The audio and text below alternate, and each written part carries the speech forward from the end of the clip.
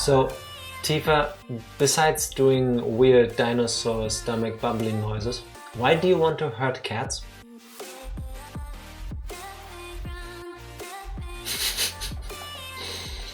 Wow. Calling you out instantly. Yes, the less comfortable it is, the more hurtful it is to talk about it, the more important it is to address. Tifa wants to hurt cats. I do not want to hurt cats. I stand by it. But first, congrats on being second Motonaut. Today is one of those days where you just aren't feeling first, you know?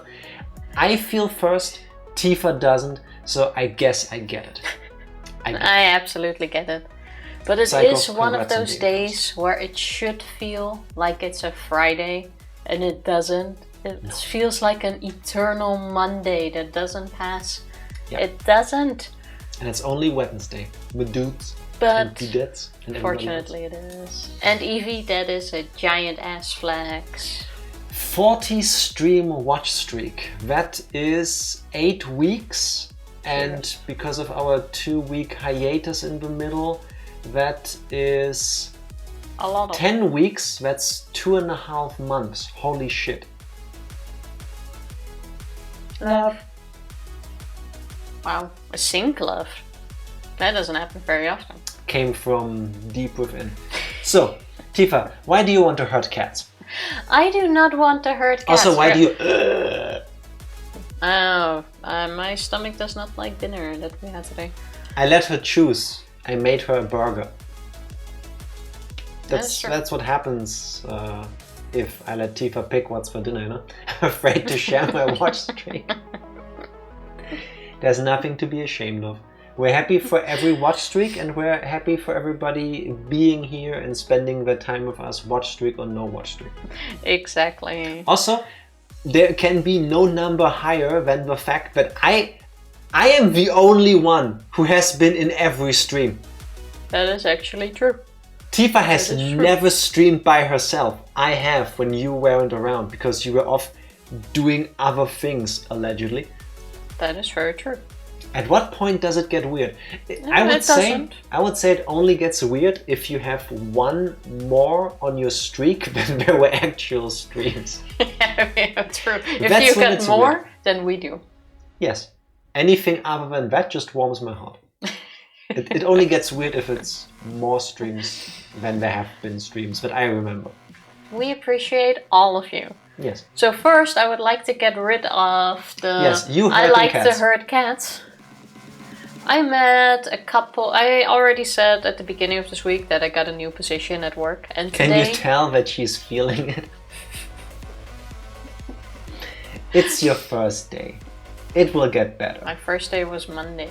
It's your third day. It gets better. I just want my vacation. Now, stop doing that. Anyway. Today I met a few of the people from a different brand that I'm gonna work with. Branch, true. A different brand. We call them brands. What? Okay. Weird, but okay, yeah. Different branch. Stop speaking internal to us. That I'm good, that's true.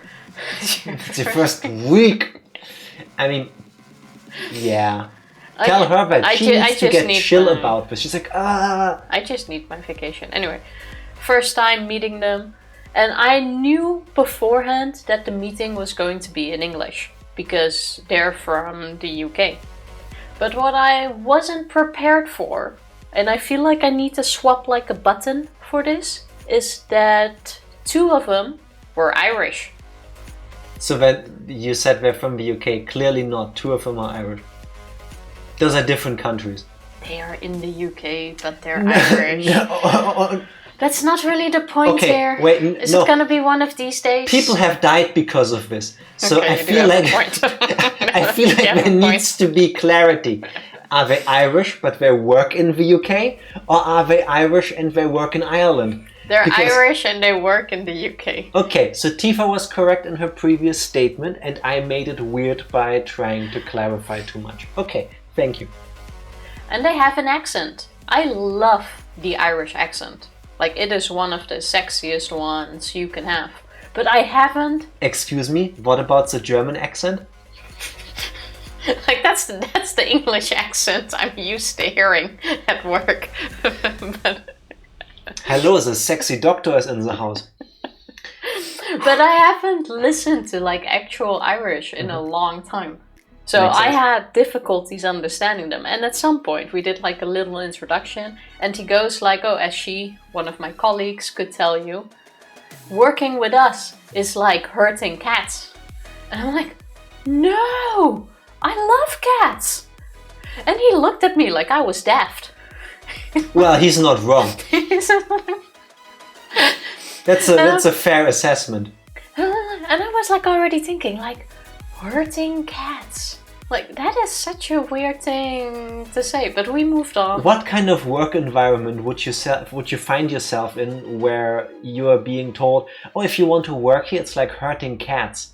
I want to say the only like place where I could imagine a job description like that being fitting is in hell. Like, who wants to hurt cats? Like, and I did the super dramatic, like, no, I love cats. And like 20 minutes in the meeting, I was like, herding cats. Working with us is like herding cats. That's a saying. Yes. It's a saying. Yes. But it was like too late to now go herding cats like in the middle of this meeting. Hey, we're in the middle of super technical stuff and it's really important we get this like discussed and like brainstormed and stuff. But can we go back to the introduction part where everybody of you probably thought I was kind of weird because like, oh no, not the cats. I misunderstood one of you and I would like to apologize. Like I already now left a super weird expression because what I answered made no sense. It made you seem way too into cats. Because yeah, I'm not if a you crazy said like, cat lady, probably. Oh no, I love cats. You know? Meow. Meow. Meow. This is the end of the meeting. Wait. Give me a hand. Me. Sorry everyone, I thought one of you was a psychopath cat killer, that's all. Yeah, just, easy, light-hearted stuff like that. It was such a small thing, but also I thought it was gonna be an Irish wisdom. It was so embarrassing. I think there's plenty of Irish wisdoms. I could only imagine one though, and that is fuck the British. I think that one is kind of like out in the open. What does it mean? Exactly what it says. I would imagine the Irish wisdoms like that are very like at face value. There is no mincing words. No. Oh, but seriously, afterwards I sent the dude a message like... You made it even weirder. Probably. I was like... Just let it go. I couldn't. Do you know how long I still have to work with these people now? Even though I'll probably only have meetings with them like twice a week, but still. That's a really weird... I can just imagine, like, in preparation to the next meeting with her, they are all talking to each other like, oh my god, do you remember we have to talk to Tifa? She's that weird lady, don't mention cats. Yeah, and I'm gonna disappear for 2 weeks because I won't see them again this week. Out of shame. Yeah, exactly. Have you told them that you have a vacation or did you not? Oh, because I didn't. Now just going like AWOL, like missing for 2 weeks after that oopsie days is like, oh no, I can't face them again. 2.5 weeks. This crazy cat lady sticker is gonna stay on my forehead now. I just sent him a message like, I'm really sorry, I forgot to swap my English button. I thought you meant hurting cats, and I was already wondering why we would hurt cats. Tifa, why do you be like me and over-explain? Didn't you just the other day once again tell me, why say many letter when you can say less letter? Because I said too many letter. So the solution... I love cats was too many letter. So the solution to having said too many letter is to write even more letter. Okay, I am beginning to see how that works. He got it, fortunately, so I think we're good. Keep your cats away from the new girl. She really likes cats. Yeah. Have you guys never had like a meeting, whether it's at work or with friends, family, acquaintances, someone at the supermarket, where you have like this really awkward moment because you misunderstood. You go outside, you talk to people. And sometimes I have to. No, I reminded Tifa of a story. I don't know if I ever told it on stream, but here we go again. Many years ago, I worked in customer support on the phone with mostly international clients speaking in English. There's a tiny fly here. Go away. Stop getting to the camera. That usually sits next to the camera. Annoying. And I was speaking to this one client from, I want to say, Northern Ireland. Yeah. And I had to get his address or something. And I didn't understand. I could make out 99% of what he was saying during the conversation, which was fine. I could just infer what we were going to be talking about. But at the point where I needed his address, there is no room for error. You have to write an address the way it's written. So I have to ask him to spell it. And he goes, yada yada yada, Ash. I'm like, oh fuck. I'm sorry, the line wasn't too good. Could you repeat that? He's like, Ash. I'm sorry. I'm so sorry. I couldn't make out what you were saying. Can you repeat it one last time? And he was being polite, but you could tell that he didn't like it either. Ash. I'm like, okay, I've done it 3 times. I could ask him another 5 times. I will not understand what he's saying. So I'm like, sir, I'm terribly sorry. I have trouble with your accent. Can you make a word with it? I don't know what the last part is. He's like, oh, don't you know your alphabet? A, B, C, D, E, F, G, H. And I'm like, H! You mean the letter H! I thought you were trying to say 8, as in 6, 7, 8. Yeah, H. Accents can be difficult. Yes, if you're not used to them, any accent can throw you off. Any really can. accent can throw you off your game. So that's in every language, by the way. Like if you come across people in South Germany, for example. Oh God. Yeah, I can't understand the word. Funny thing is, our CEO is from South Germany. And I remember the very first time we met him and we had like this whole meeting with everyone there, like 50 of us. And we were listening to him. And he was talking. And this meeting was with only the international teams. Not the German teams. They were doing a separate thing. I refuse to acknowledge Bayerisch as German. They are so hard to understand. Same. Like if you write the way Bayerisch, Bavarian, like Bayerische Mundart, like the dialect, the way it's spoken, you will probably not even recognize that as German words. It's so hard. It is so different. It really is. Sorry, you were saying. Yeah. So he had like this whole speech for like 20 minutes, and at the end he asked a question and it was silent. Like no one answered. And then the way we started doing is like, yeah. Awesome. And my boss, who knows us better than that, was like, they didn't understand a single word. So then my boss stepped in and translated. And ever From since German then, to German? ever since then, it was Beautiful. kind of like a running joke.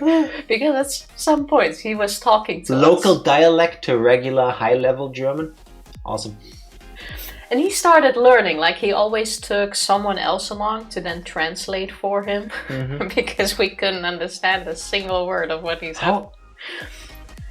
And with me as well, like especially that was like years ago. My German wasn't that great yet, but I also started into the habit with him to just go, yeah, and then like, what did he want from us? So like, quick, translate.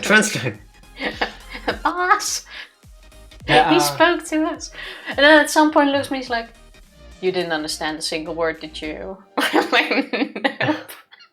Yeah.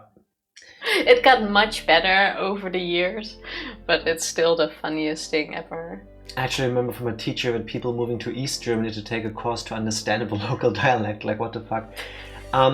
I have grown up around people speaking normal German, Hochdeutsch, High German, which is the way it's written too, like clear pronunciation of words. So that's what I'm most accustomed to. I understand accents and dialects well enough, but there are certain ones that throw me off, like this really thick Bavarian one from like the southern part. Then there is Sächsisch from Saxony and like Thuringia and like that area. I cannot understand that. If they go really into it, I don't understand that. And Schwäbisch, Swabian, I think is the English word. I had a colleague who once spoke that to me. I asked her to because I learned that she's from that area. I was like, yeah, no, I heard you say letters, like they came out of your mouth. It feels like its own language. Yeah. It's like how the Swiss, I'm really sorry, sound kinda like drunk Germans. Schweizerdeutsch. Yeah, Swiss German, that's a thing. It's its own language. I like listening to it, but most of the time I have no clue what's being said. Like I really need to tune in and understand that that's what the language is that they're using to finally like get into it. Yeah. It's like when, for example, you would start speaking Dutch to me, but I don't expect you to speak Dutch, and then I can't hear a single word. But then you might repeat it in exactly the same way, but I expect you to speak Dutch, and then I can understand it. So the trick is to like sometimes you also just need to paper, scissors you verbally to always speak the language you don't expect, and then I can say whatever I want to you, but you won't get it. Huh. Yeah, could be fun. Sometimes it works. Like some colleagues then try to go like, oh, I now speak Dutch, and then they just randomly start speaking Dutch, and then I look at them like, what you saying? Yeah, and then it's like, then they get kind of like sad that it didn't work out. And I'm like, wait, just say it again. And then you have to explain to them, it's not you, it's me. Sorry. I need to actually focus on one language to be able to understand that. Yeah, like if I expect you to speak German, I'll try to pick out the German. Yeah, that makes sense. Like sometimes it's just a button. That's also the fact that I generally need to like expect a certain language to be spoken to me is also why if I go on a vacation somewhere where I don't speak the language, like last year we went to Prague for a few days in the Czech Republic, I don't speak a single word of Czech. So even just walking down the street, people living their lives, walking past me, talking to each other, I had no idea what they were saying. And in a way, that felt bad because I would have liked to understand the language because, you know, I'm just curious. But at the same time, it's like there's nothing taking my attention away, like hearing-wise. You can't like listen along at conversations happening around you. Yeah, at most you can tell what people are talking about from like their body language, the way they talk, like do they sound angry, do they sound happy, stuff like this. But that's true. Being surrounded by this like melody of people speaking in a foreign language or a language that is foreign to you kind of has something relaxing to it. I like it. I prefer to actually understand what's being said, but I'm also not, I want to say willing to learn more languages. I'm too lazy. Do you know how many languages there are? Wait, how many languages are there? I would still like to learn or know how to speak like Spanish. Not Japanese? Tifa, there are, everybody, listen to this, according to swaplanguage.com, which happens to be the first thing that opens up when I Google this, there are 7,139 officially known languages in the world. That's a lot. But 23 world languages. I can do 2.5. German, English, and enough Dutch to get through a day. Fair enough. No, but like, no, learning how to speak Spanish, for example, would be kind of cool. Hola, ¿qué tal? ¿Dónde está la biblioteca? Only one language was too boring for God, apparently. I would like it if maybe even in our lifetimes we get to the point where we can all agree on one language to use not happening everywhere. That should have been a thing, though. That absolutely should have been a thing. Like, yeah, culture and blah and stuff would have been really nice. Is this a moment where I tell you that Germany tried that 90 years ago and thankfully failed? Failed because nobody wanted German. That's the reason why I'm also not learning any new languages. No. Like, German completely burnt the life out of me. Learning German is hell. Hell. No. You're lucky, Psycho. It's your native language. That's like easier if you learn it from when you're young. Learning German as a foreigner. German is more complex than a language like English, I want to say, because we have all of these different cases and stuff. Yes. Yes. That wasn't my point though. I was trying to say, imagine if everybody shared the same language to some degree. I think that might actually make things easier between people. I think, like, if you were able to understand basically everyone, I think less people would fall for idiotic traps like racism. Because you can talk with anybody, you can understand mostly everybody. I think that could be cool. I would absolutely be in favor of only one language, but that's never going to happen. I want the Star Trek sci-fi, not culture, but life. Yeah, if we do one language, it has to be one that I speak. We're not gonna make this harder. It's not going to be Dutch, people. If it's Dutch, all right. No, that's not a language. It's a joke. We don't need to make this any harder as it is. We can go for English. Most people speak English. Yeah, that's true. Like, let's agree. Actually, isn't Chinese currently? English is the most used lingua franca. If people want to understand each other from abroad, then they usually just look up most spoken languages. It's Chinese. That's what I'm saying. I'm quite sure Chinese already beat English. According to Bubble, English is #1 with 1.5 billion, Mandarin Chinese 1.14, then Hindi at 609 million, Spanish, Hindi, Standard Arabic, French, Bengali, Portuguese, and the rest I don't see. I thought Spanish was English. Yeah. I thought it was Chinese, English, Spanish. All it takes is for the population of China to grow more, and then by sheer numbers they'll be on top again. That's just how it works. Fair enough. Sometimes I didn't think in English because I can articulate better. Same. And when I sit in a meeting at work where we speak German and I'm like, I have the most epic line to drop in my head, but it's English. And I can't translate it on the same level to German, so it loses effect. And that's just not right. Nice try. People can talk in English with each other and still have beef. That is true, but I think some of the beef, there will always be beef. Whether people can speak or not, whether they speak the same language whether they can speak or not. Yeah, I mean, if you would now take away the same language. No, but if you would now take away all language, there would still be beef. Yeah, but it would probably not be called beef, but like... I mean, you take away language, so... Oh, all vocal abilities. Yeah.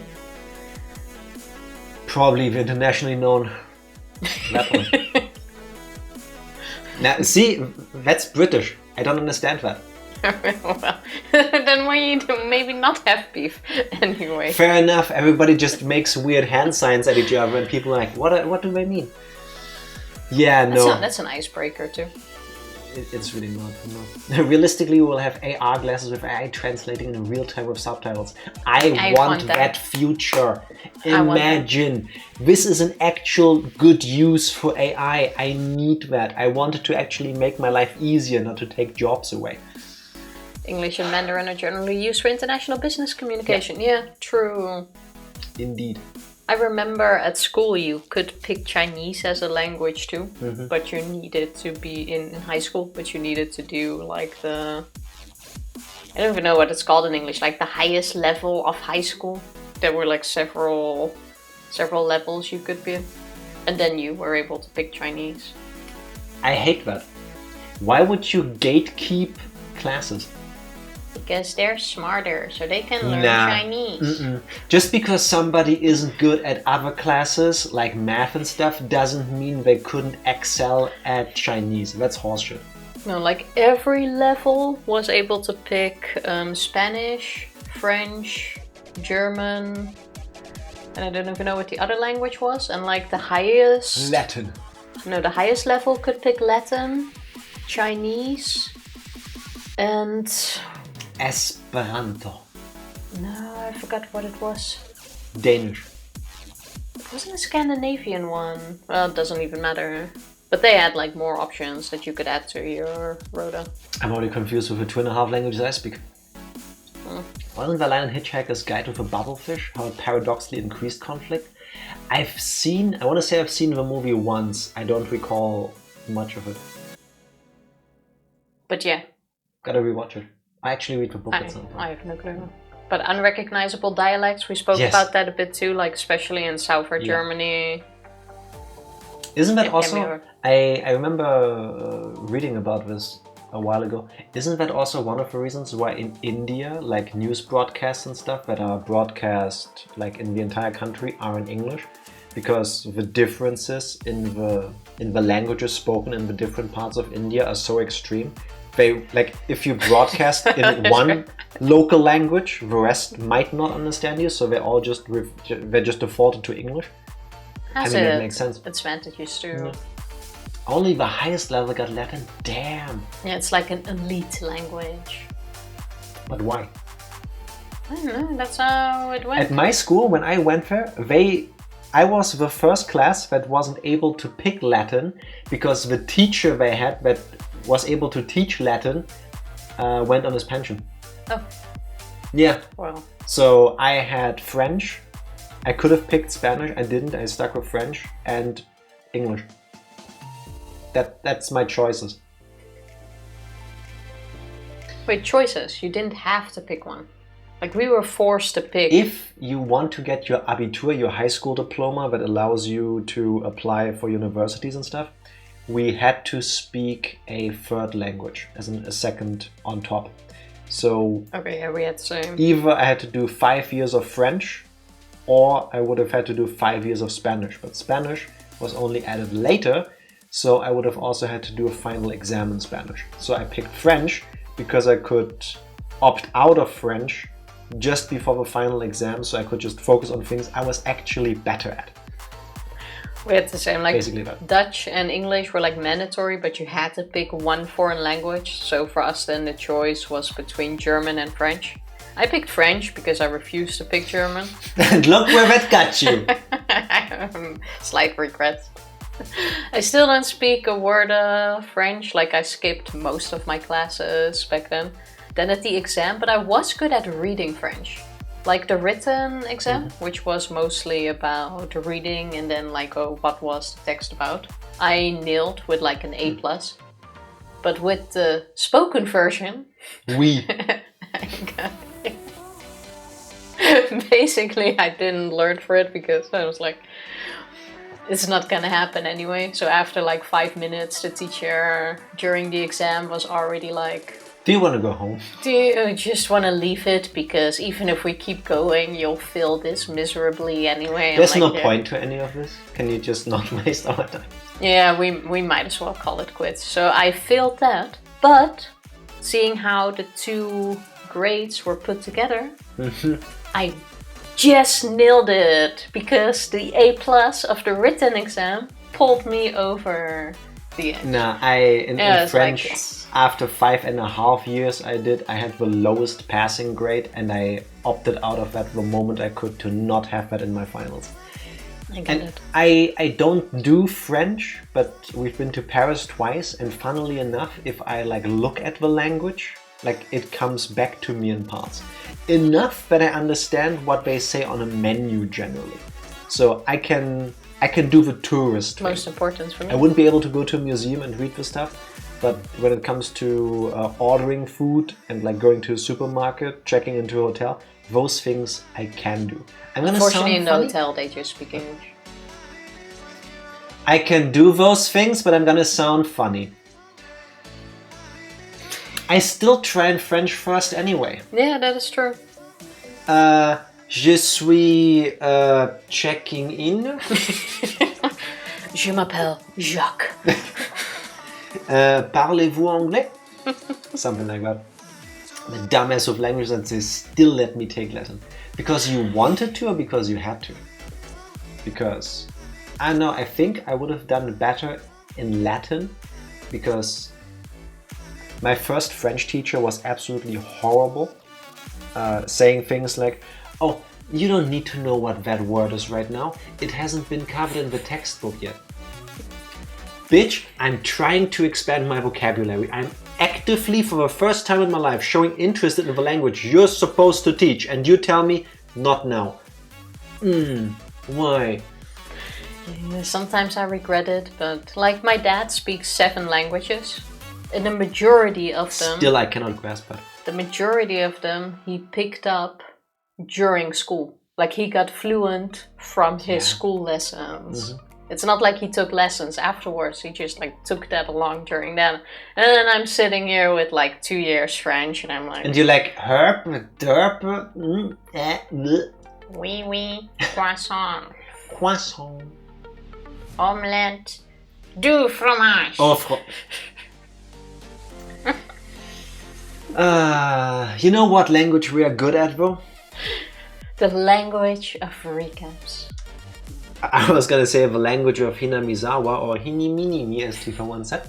Such a romantic language. Tifa, what has happened the last time we played Higurashi When They Cry How Chapter 1 Onikakushi Episode 10? It's beginning to stick. We're almost done with part of the game, but now I finally got it done. Good job. And then after our vacation... It's all gone. It's all gone. Yeah. But good practice. Right now, I look good. The last time we were having a access... Yeah, true. Keiichi, I mean we as in the no, ones I playing... Meant croissant, we. I don't know why that was funny to me. There isn't even a punchline or a setup, it's just... W-E, we, as in the people playing Keiichi. Yes. Keiichi was still having a crisis / breakdown about what happened with Mion and Reina, basically trying to kill us and threatening us. Kind of bullying us into death, yeah. Basically. Understandable. We weren't feeling well yet. Like, obviously, we were still feeling a bit sick, even though it was probably like a mental So sort of thing. didn't really sleep because of, you know, existential crisis and panic attacks? Obviously, yes.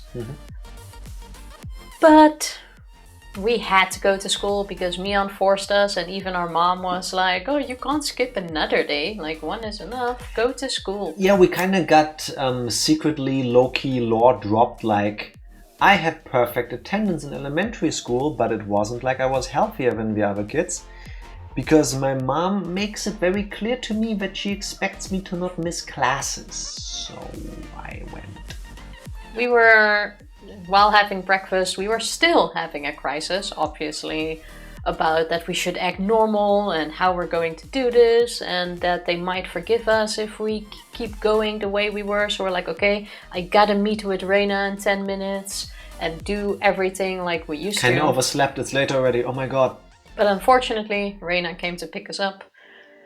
She acted like nothing was going on. We walked towards school and she was like, oh, Mion will get mad if we don't hurry up.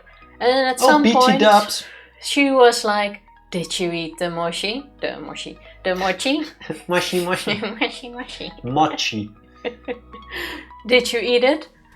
And And we were like, not all of them. Yes, but not all of them. And they were delicious. And then she kept asking a bit more.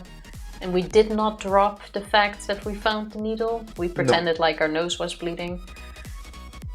That's a thing Tifa is saying. Keiichi has never done that. That's a Dutch thing to say. He didn't pretend his nose was bleeding. That's a Dutch saying. It's only in Dutch. When you pretend like your nose is bleeding, it just means you pretend you don't know what's going on. Again, it's Dutch and it makes absolutely no sense. No. You just pretend your nose is bleeding to like get out of it, and in this way you're like pretending nothing is going on and you don't know what they're talking about. Carry on with a recap. It's already weird enough. Fine. Anyway, then we went to school. Mion was also like, oh no, what is... You're there. Glad you're feeling better. Did you do your homework? And did you figure out which mochi... Didn't eat all of them yet. There's leftovers. I'm lying, but please don't notice it. Yeah. We were supposed to have a penalty, which she announced, but we didn't actually get a penalty. True. Then during class and before the start of the after-school activities, we were still like talking to ourselves until at some point we started shouting out things like, they're trying to kill me! During the free period or whatever it was called, where... Which no one heard. Everybody has to just learn stuff, study by themselves. Keiichi spent that time doing a whole me versus myself inner monologue, like angel on one shoulder, devil on the other, like this is all fucked up, they're trying to kill me, they're gonna go after my parents if I don't watch out, this is all messed up, versus no, I need to protect them, they're my friends, they're good people, it's all a misunderstanding.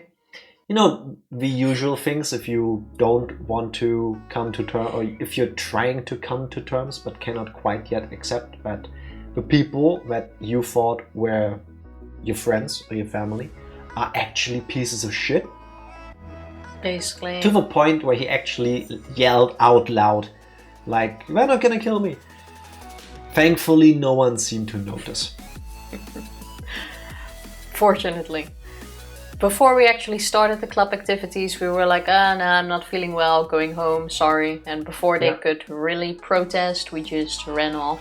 We just left. We just left. We went home and then we were like, I need to start writing down what is happening, because if I suddenly get killed, die or disappear, no one will know, because these people are acting like they're innocent. They're carrying on their daily life, so no one would ever suspect them. And then Keiichi was doing a smart thing, going like, I need to tell my parents. No, he first made a note. No, the scene starts with them having dinner and his parents arguing about work. That's when he goes, I need to tell somebody, I need people who are on my side that I can trust, I need allies. I should tell my parents, but I cannot because that will make them targets. They cannot know. The less they know, the safer they are. The only safe-ish place right now too is this house, as long as they are here, because they are not part of this. But I can't tell them, but I need to find a way to somehow like relay the information to somebody. So the only person I can trust in is Ooishi, but he is not here. He's physically down in the city. So whatever happens, I need to account for being able to call Ooishi to meet me somewhere and then calculate about 30 minutes for him to come there and save me. And that's when he figured, oh, I also need to find a way to leave information behind in case something happens to me and I don't get away. Then we came up with writing the letter. It doesn't have a lot in there. Currently it says, hey, I'm fearing for my life. They might be trying to kill me. No details about our friends or things that has happened. Keiichi went like, I'm gonna be smart and I'm gonna leave a note behind that explains everything. But because... It is still kind of smart. Which is good. That's smart thinking. But I also can't make it look like I'm delusional or whatever, so I only put in the facts. I'm Keiichi Maebara in sound body and mind, and I feel threatened. They're after me. Not like that, but... It's oyashiro-sama's curse. That's basically the gist of it, and that's all he wrote. None of the things Mion and Reina have done. None of the things he's learned already. Regardless, None. It's something, and it's more than I would have come up with in a situation. Same, he decided he needs to hide this somewhere. It can't be out in the open, it can't be in an obvious hiding spot, so he decided to tape it behind the clock in his room, where no one would see it. Then he went to his parents and were like, hey, Mom, Can I Dad, So he goes back downstairs again. His parents still arguing about the dad's work. Apparently a contract fell through or something. And he goes, Mom, Dad, can I talk to you a minute? And the dad is like, you see that we're having a serious conversation, right? Can we do this later? No, I need to talk to you. In case I die, bury me with my clock because I made it at school and I really like it. Okay, bye. And then he goes upstairs. His mom even like yells after him like, Keiichi, wait. I didn't hear you, bye. He just goes upstairs. And that's where we left it. Apparently the parents also didn't go after him upstairs. I mean, that was weird as hell. What would you do even if you go after them? Listen. Besides, they might still come into our room. We saved like after this. The episode was over. Yeah, but they might still come. I would like that, but I doubt it. Listen, I'm not a parent. It's easy to say what I would do in a situation I haven't been in. Probably never will be. But if my kid comes to me, seemingly out of the blue, completely random, goes, if I die, bury me with my clock, like, I wouldn't leave it at, okay. I would leave it at, oh, he went to bed because he wants to get up early, I'll not disturb him. You will not sleep. I will come to your room and we're gonna talk about this until I understand where this is coming from. I wouldn't know. If you miss the next day because we're both not getting sleep, cool. But I want to understand what causes my kid to have that conversation with me. I wouldn't know how to act. Yeah, me neither, which is why I would at least address it. I mean, you have to when it's your kid. Yeah, I feel like you should. Even if it's people that are close to you that you want to have that kind of relationship with. Like, if a friend of mine came up to me and said this and then just left, I would go after them too. Like, hey, can we like talk? If you don't feel like talking right now, maybe tomorrow or later today. But I feel like we need to talk about this. Well, let's see if that conversation is going to happen. We lost part of the information in our recap, but the reason why Keiichi went upstairs is because he wants to get up early because he needs a weapon. He decided that if he's being attacked, he needs to be able to defend himself. His first thought was switchblade, but those are considered weapons and illegal in Japan in 1983, so he can't do a switchblade, but he could take a baseball bat. If he just walks onto the bat and tells people, yeah, I'm working on my swings, I was gonna say pitches, but that's for throw, I don't do baseball. I'm working on my batting, then nobody would find that weird. And he remembers having seen a bat at school that he wants to repossess. So he went to bed early. I think now we got it. Then go. Also stop doing that in my ear, please. Click. Are you ready, Tifa? I'm ready. Time for more 200 IQ plans. If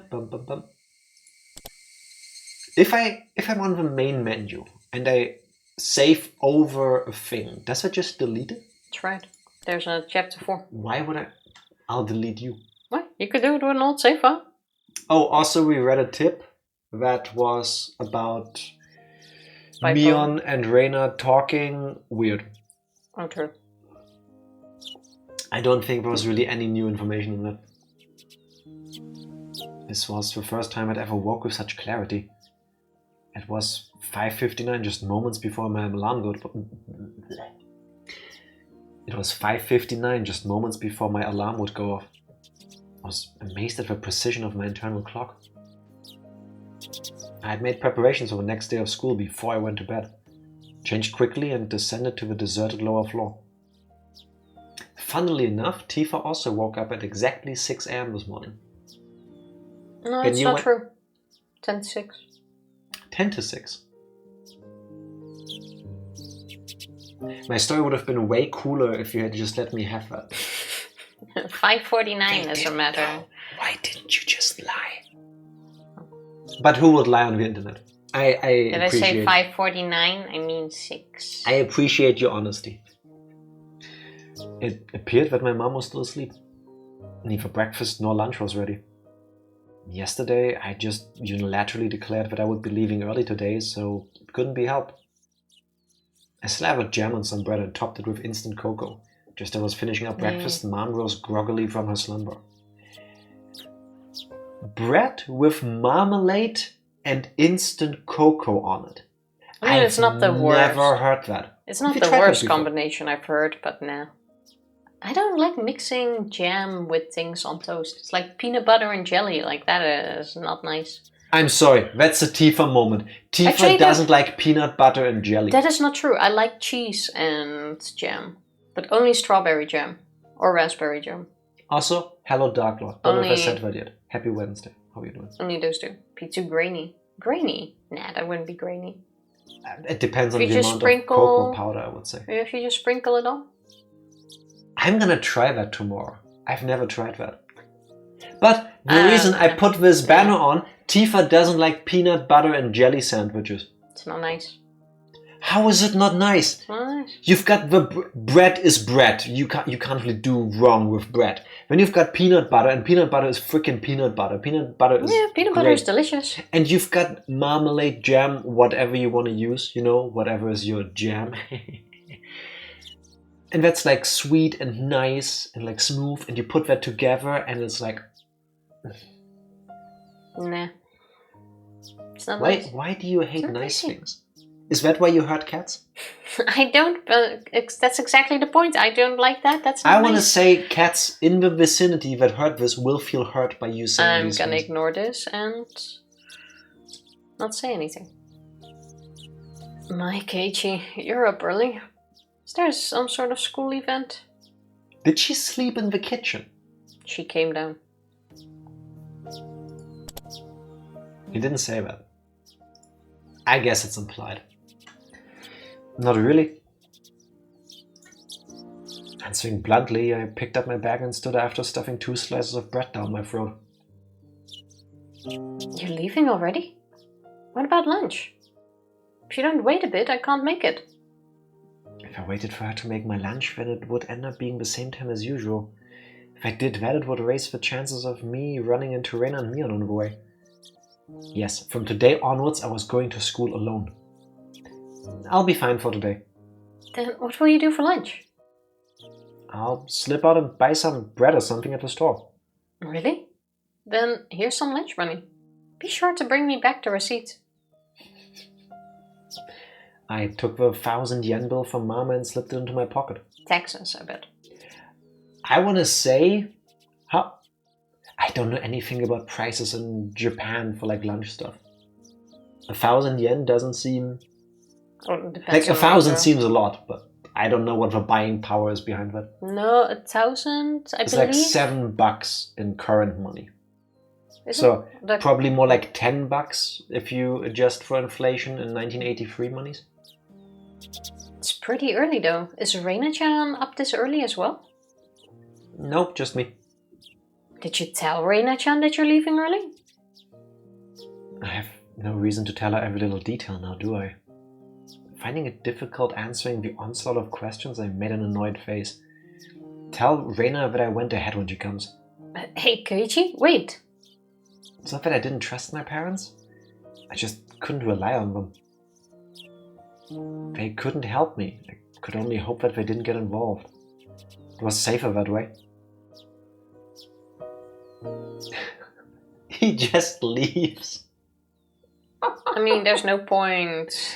Oh my god, staying from his point of view. This is peak angsty, rebelling puberty boy from her perspective.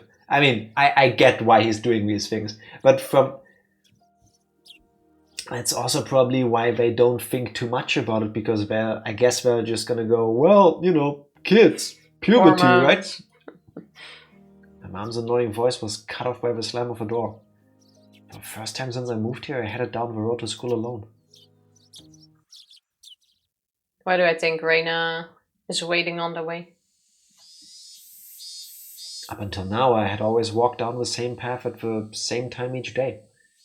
So I always met with the same people at the same places. But today was different. I didn't meet the people I would normally, and nobody was at the places where I would have normally met them. Of course, Reina wasn't in the spot where we usually meet, and there wasn't anyone at the spot where we would have ended, or where we would have met up with Mion. Keiichi probably watched Death Note. Elfin Lead. It's all the gore that got to him. It's the anime starter pack. The length of a tree's shadows, the morning air, and the brightness of the sun. It was a completely different type of morning from what I was used to. But I doubt it felt strange. It left me with the impression that I had destroyed the illusion Hinamizawa had set up for me before it had enough time to prepare all of the props needed to deceive me. My Keiichi-kun, you're so early today. Is everyone meeting early this morning? The person who called out to me was someone who always passed by us. They were taking a walk along the edge of the fields. Their name was... I forgot. Of course, this wasn't the spot when we usually passed each other. I woke up early today, so I thought it would be a good change of pace. That's all. I threw out a random excuse. What about Reina-chan and Mion-chan? Are you by yourself today? Well, yeah. I was being asked the same type of questions my mom was asking. So I answered them in the same uninteresting, vague manner. 1,000 yen in 1980s had the buying power of roughly $10 US. Ugh, that's what I said. Thank you for validating For my lunch? guess. That's quite a lot. I would think so. Yeah. Watch the intro of Elfin Lied and like, nah, don't need that. Same. I remember liking it. I've seen one, what are they called? AMV, an anime music video or whatever. Back when YouTube just started, basically 2006, 2007. I was like, people are talking about Elfin Lied. Maybe I'll watch it. Or read the manga or whatever it is. Oh look, there's a thing. Click. Nope. Nope, don't need it. No. Making those music videos was the thing though, where you made like your own stuff. I think I even made a couple back in the day, where you put the music on like a different show, or you made cut pieces from the show and put the music over it yourself. Nah, the most editing I've ever done was you giving a presentation on poo. Is Intro related to Totoro? It should be. It should be. Can't wake up. Wake me up inside? Wake me up inside. That's Evanescence, right? Yeah. I actually like that song. Been a long time since I heard that. Could be because I also first heard it when I went through my depressive, angsty teenager emo phase. I don't mind gore that much, but please only dismember adults. Nope, can't have that. We're equal opportunity here at Elfin Lied. Say my name and save me from the dark. It's been a long time. I thought it was just because Jack loves Daredevil. I really don't like... wasn't it Ben Affleck in Daredevil? Nah. The Netflix show was good. First season better than the second and third, but that was pretty cool. Enjoyed it. Now I'm going to listen to Evanescence after stream. Thank you very much. It wasn't funny being asked for Reina was each time I passed someone. But maybe it was to be expected. It was because for so long we were always together so amicably. Even I felt that if I let my guard down, we could still be Stop it, Keiichi. Don't think about that anymore. You spent all day yesterday thinking about how dangerous it was to go soft, didn't you? Beep, beep, beep. Bebe. No, it was a car. Okay, give us a honking sound. Burp, burp. Honk. No, it was the burp, burp, burp, burp, burp, burp. That cars sound different. It's an older model. It's fine. Yeah, this is the 80s, ain't it? Yeah, clearly. I mean, I'm not disrespecting you. I'm saying I'm just setting the stage for you. A car horn blared from out of nowhere. Even though I was walking, lost in thought, that horn was way too close. A mechanical behemoth barreled at me from behind, catching me completely off guard. By the time I turned around, the van's hulking chassis was almost on top of me. I'd seen plenty of cars veer to the opposite shoulder to avoid pedestrians, but this car was doing the opposite. It felt like there was somebody on the opposite shoulder of the van. Why doesn't the line go where my brain wants it to? It felt like there was somebody on the opposite shoulder and the van was swerving in my direction to avoid them.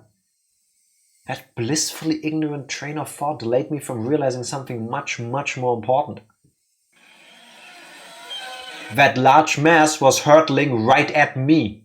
Was it going to hit me? The inside of my head instantly flooded with a painfully cold liquid. In that moment, the scene before me, time itself had frozen. In the silence of that frozen world, I compared the van so close that I had no way to dodge it, and my body, the upper half, twisted awkwardly in order to look behind me. There was no way I could dive out of the way in my current position. If I lost focus now, this moment would unpause and would probably be plowed over, caught in the silly pose. Bend my upper body over towards the paddy by the side of the road. If I bent far enough, I'd get away with just being hit by the side view mirror. As soon as the thought crossed my mind, the temporal stasis was shattered by the deafening sound of the van. The side mirror struck my shoulder, sending me spinning off through the air like a top, locked in my contorted position. Oh, that could still be enough to break that. Don't get hit by cars, generally speaking. Like that arm is at least bruised, hopefully not broken. Initial D joke. Steer! I've never watched Initial D. Funnily enough, I've played plenty of the arcade games. They do something to me. I don't know, it's the nostalgia for 90s Japan, I guess. Also for delivering tofu. Just jump over the car. Duh. Oh, why didn't he think of that? What's that maneuver called in high jump? Where you run and then you like turn sideways and you jump backwards? Something flop. I keep forgetting the name. I know we've talked about this before. I don't know what it's called in English. What's it called in Dutch? So something I'm sure it's called in Dutch.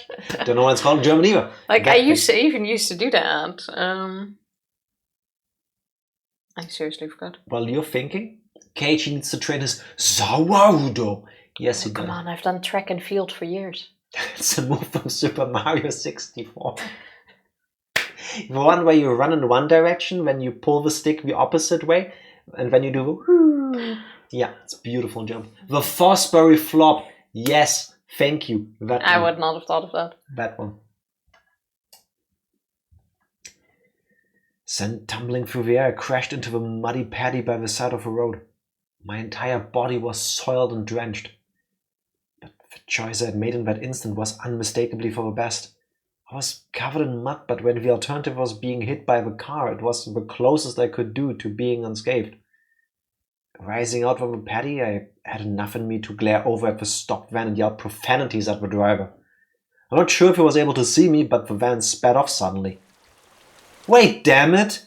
This was what they call a hit and run, wasn't it? A couple of years ago, after work, I went to pick up Tifa. And I'm standing at a street crossing with a light. And it turns green. And I don't trust streetlights. Not because of something funny like I put on my aluminium hat, like the government be lying to me. There's plenty of people that don't pay attention, so just because it's green for me doesn't mean everybody else is aware of that, is what I'm saying. And on the side, oncoming traffic, just to the side of me, I see a car driving, taking a turn, and I had already stepped onto the street because it was green for me and red for them.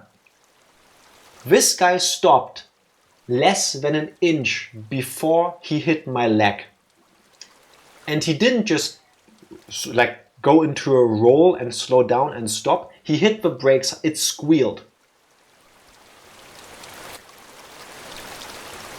I yelled at him so hard he could hear me perfectly through the windows. And I remember in that moment I got so angry. so infuriated. I yelled at the guy. Like, first of all, give away your license. Like, get rid of that because you just almost fucking killed me. And I stepped back. I was like, keep driving. Get out of my sight. He didn't, so I just walked on. And I'm just walking, you know. I need to like get out of this moment. I need to let this anger pass because like fists clenched. Like I was about to punch the car. Do you remember in the old Street Fighter games there was this mini game where you have to break down a car with like kicking and punching it? No. I was going to do that. I was going to Hadouken and whirlwind kick the car. And I cannot do either of those things, but I would have been able to in that moment from pure adrenaline all the way into my hair. And this guy, I don't know why, decided to make a U-turn and drive after me. And when he stopped, and he rolled down the car window, and he's like, yeah, sorry, I guess I must have like fallen asleep or something. That was the first and thankfully so far only time in my life I threatened someone with physical violence. And I actually managed to intimidate him to the point where he left. Like, yeah, that's worse. I told him that too. I'm not proud of it, but I was in that moment and I would probably do it again because you almost killed somebody. Like, are you aware of the implication? I understand that driving is complex and I don't have a license because I would not be a good driver. I'm convinced of that. But the moment you're steering a vehicle, you're responsible for everything that happens. Like, pay attention. If you're tired, walk, take a taxi, call somebody. Like, I was stepping closer to him. He got in the car. I went and picked up Tifa. And the adrenaline didn't subside until we made it all the way home. I felt like I had run a marathon. I was shouting for like an hour and a half on the way home too. I couldn't not be that way. I would have probably run after the van. I like lifted the back of the van. Pull over, burn your license, burn your vehicle, start going by a new name, live a life of isolation out in woods, never... Moternut, I said at least half of those things in that moment. I did, no joke.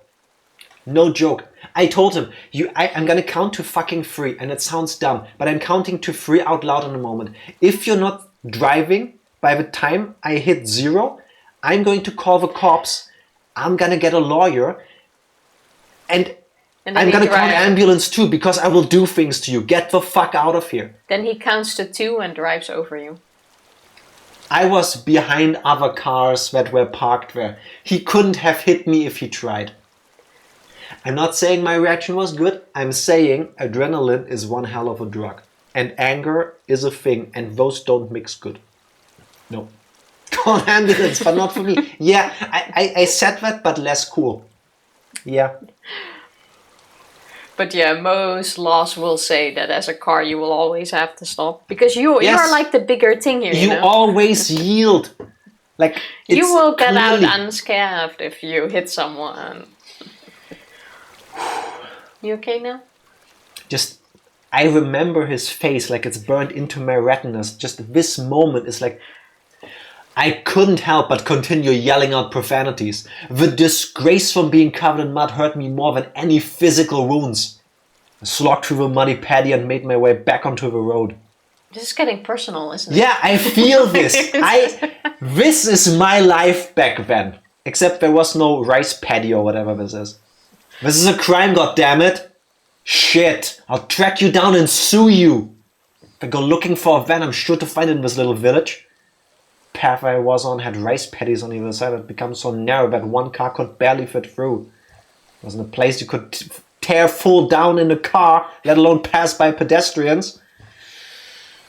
Not only was it a narrow road, but the car just now was closer to my side of the road than the other when it went past me. Even as I cursed, I was desperately trying to suppress the dark cloud roiling up within me. At what point does he realize this was not an accident? Oh, yeah, no. This wasn't just a hit and run. The car just now was trying to run me over, wasn't it? Thinking back, I did feel like there had been a car creeping up on me slowly for a while. That's right. As soon as I parted ways with that person taking a walk, I had that feeling the whole time. If it had wanted to pass me, then it had no shortage of chances. Normally I would have felt suspicious and turned around sooner. But I was lost in thought and now I was kicking myself for not realizing it was there sooner. What would he have done if he turned around? Then he might have just given gas too. Yeah, but then you can just take a few steps to the side and stand in the mud. I would say it's less likely for the car to veer off the road and hit you on purpose. Yeah, I guess. Harder to get away then after that. Of course not. If you think it through, if somebody wants to kill you with a vehicle, they'll just hit you. But in my mind, there's a difference between accidentally being hit because I was walking down the street, on the street, and me standing in a paddy and being hit. You know? Does that make sense? Man, so weird that everyone wants to kill me. Oh, look, a totally unrelated, accidental, almost fatal hit and run. Yes. It's just a coinky thing. Keiichi didn't mention if it was a white truck, right? Maybe this was the isekai moment. They never crossed the road in front of a right truck. That's where you get reincarnated. Or don't. You don't want to find out the hard way. Roads are usually made to keep cars on them, while roadsides are made to be good at catching cars that veer off. Yes, exactly. Driving into paddy will likely drown your car. Yeah, at best doesn't seem like recommended, yeah. I love trying to kill people with vehicles in Fortnite. Does Fortnite have vehicles? Yes, it does. I don't remember. I didn't know you were playing Fortnite, Evie. We haven't played in forever. Yeah, that's true. And I also don't plan on to anymore. Sometimes I feel like playing again. And then the feeling goes away. It's not really made for me.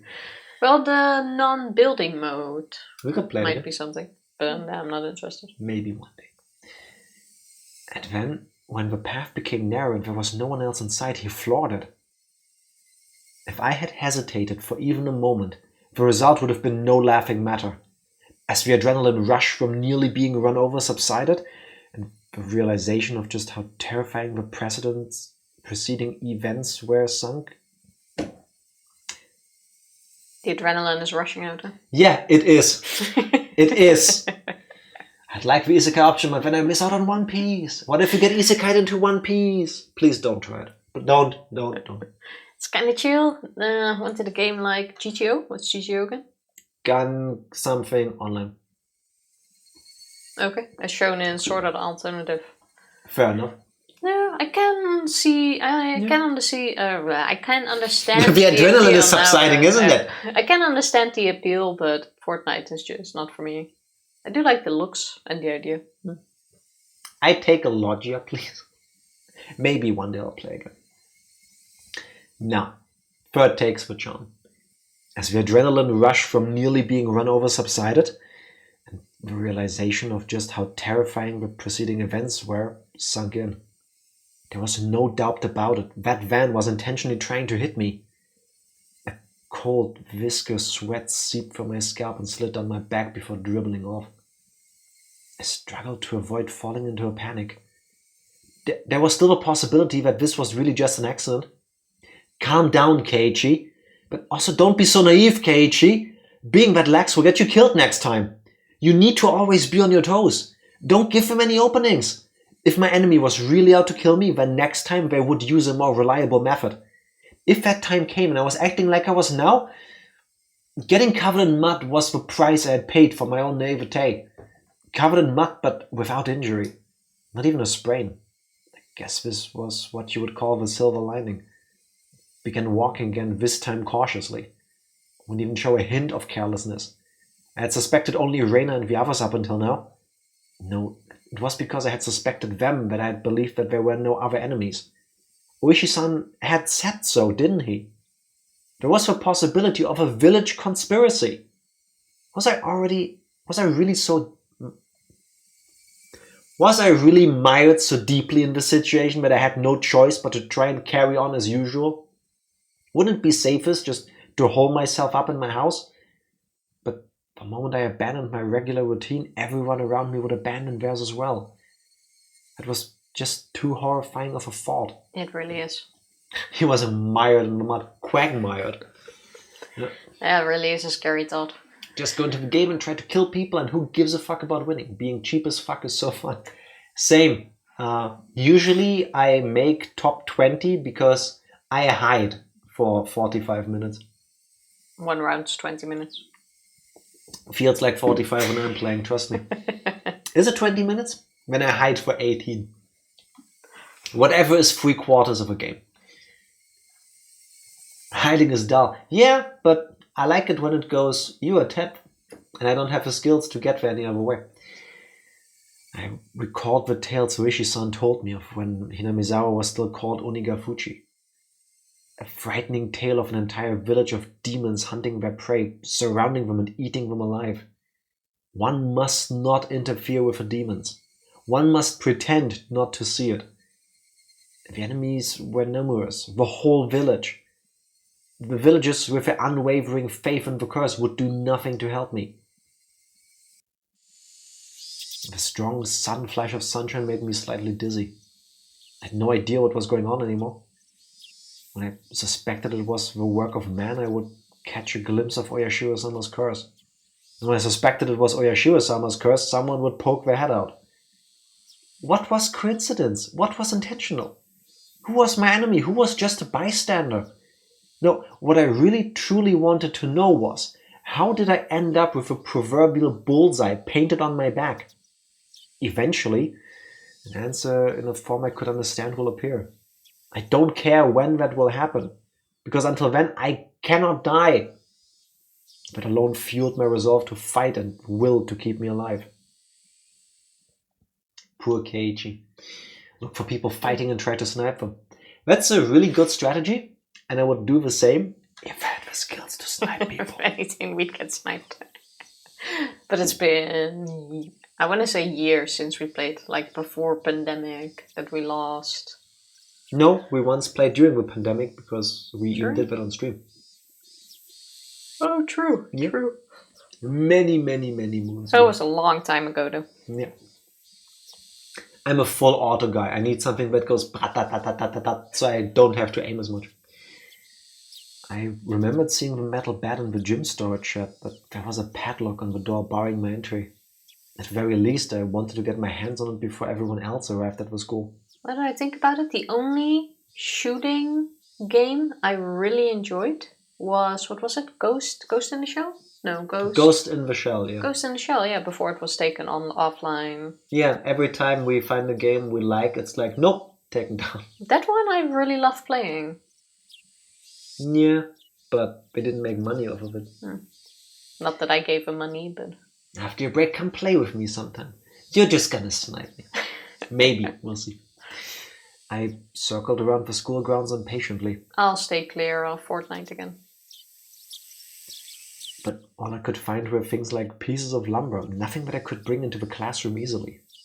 Why not just pick a piece of lumber and pull a... what's it called? That Pokemon?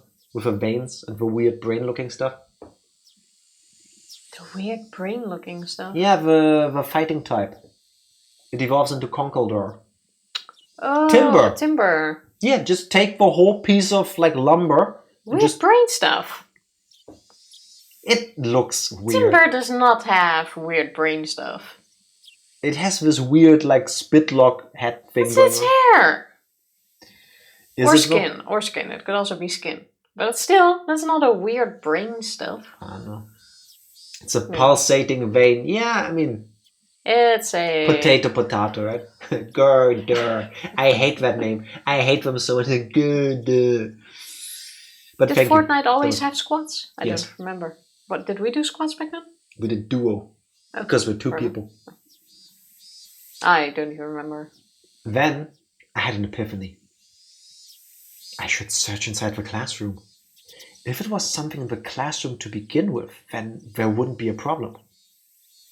Is he gonna pick a steak knife?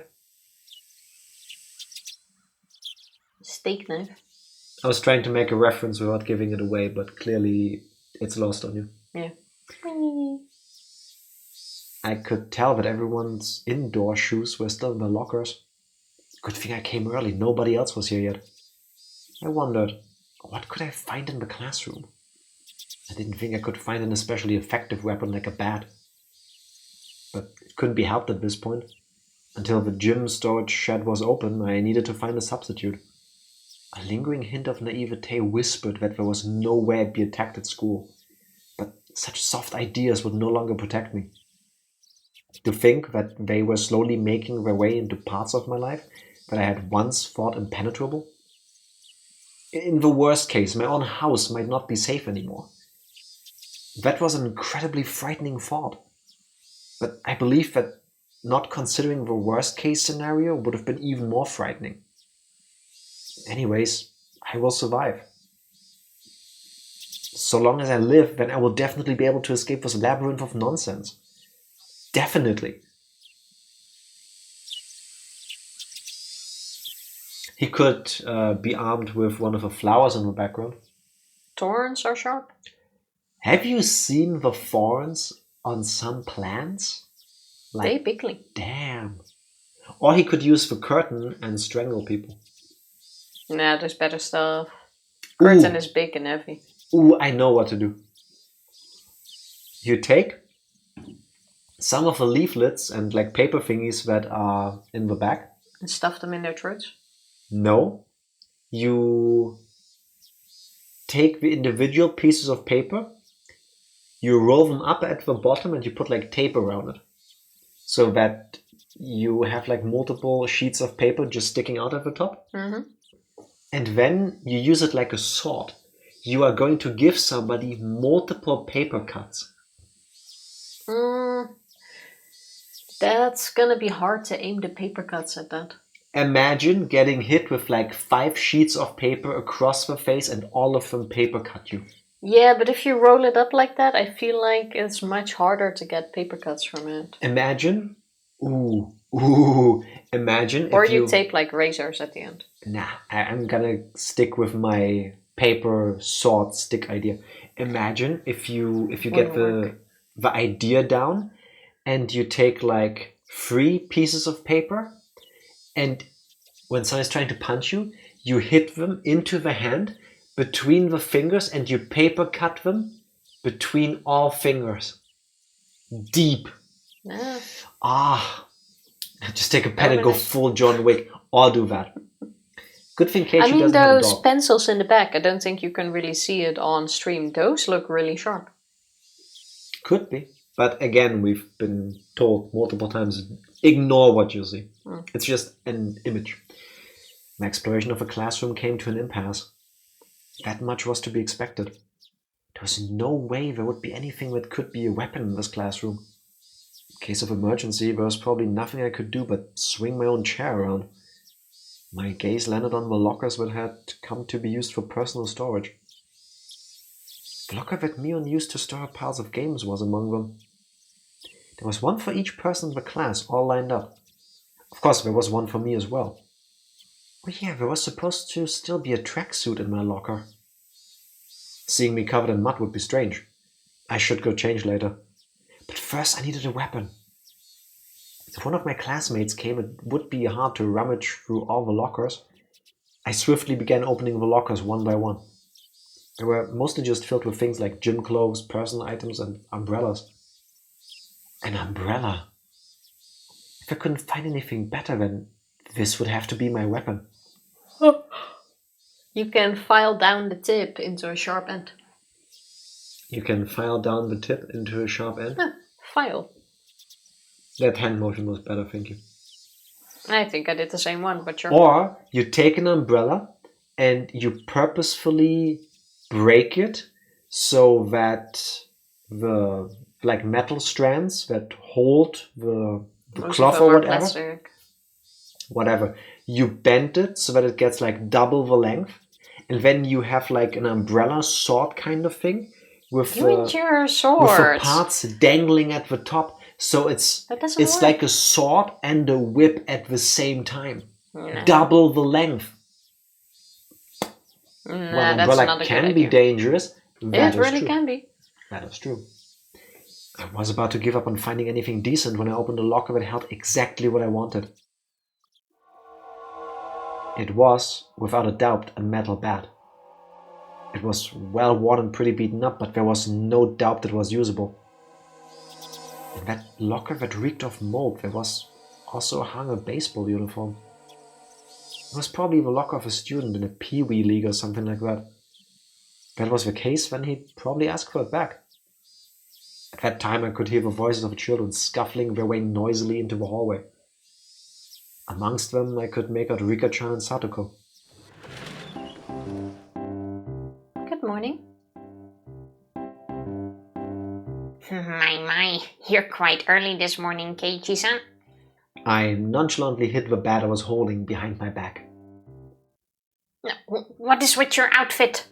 You're covered in mud.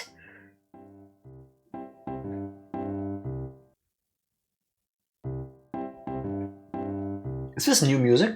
Yeah. That's kind of cute. Yeah, I had a little incident. I'm going to change now, so cut me some slack. With that said, I began taking off my clothes. Satoko began to blush just as I expected her to. But still peeking. Changing in front of a lady? Have you no tact at all? I would think that a lady staring at someone who was changing would be the one lacking in tact. There's no changing room for the boys, so just deal with it. As Satoko feigned disgust, she went into the hall, still blushing. Conversely, Rika-chan continued to stare at me, preparing to change. Like wide-eyed. No change. Also, remember whenever we played games and I was in control and I left the mouse over the text? Yeah. You got annoyed? Yes. The difference was back then, everybody else could see the cursor as well. And in this game, maybe it's me, I don't know, maybe it's the game. But if I move the mouse to other places where it doesn't sometimes cover part of a text, I can press enter, I can click on the mouse and the text doesn't advance. So, yes, but different. Every single time, like right in the middle. We're gonna see if I can advance the text when I press a button in a moment. I've moved the mouse, not that you could see. If Rika-chan is a lady as well, then I don't think it'll be appropriate for you to be watching. I'm not a lady, so it's fine. She deliberately pouted and looked at me with upturned eyes. Then, starting now, you're a lady. If I'm a lady, then I suppose I must. Can Rika please not be part of all of this because she's cute? Just go to the bathroom. No. What does that have? What? Just change in there. Yeah. Nah, too easy. Rika-chan, appearing to be satisfied with being considered a lady, made her way to join Satoko in the hallway. Just as I breathed a sigh of relief, Rika-chan stopped suddenly and turned back towards me. Are you going to start playing baseball? It seems that Rika-chan had noticed the bat. Yeah, just, I was feeling a bit out of shape. So I thought I'd just try practicing my swing. I think it's wonderful you're taking care of your health. She was talking like an old lady despite her appearance. After saying that, Rika-chan started to leave again, but stopped and looked back at me once more. Please don't lose that bat.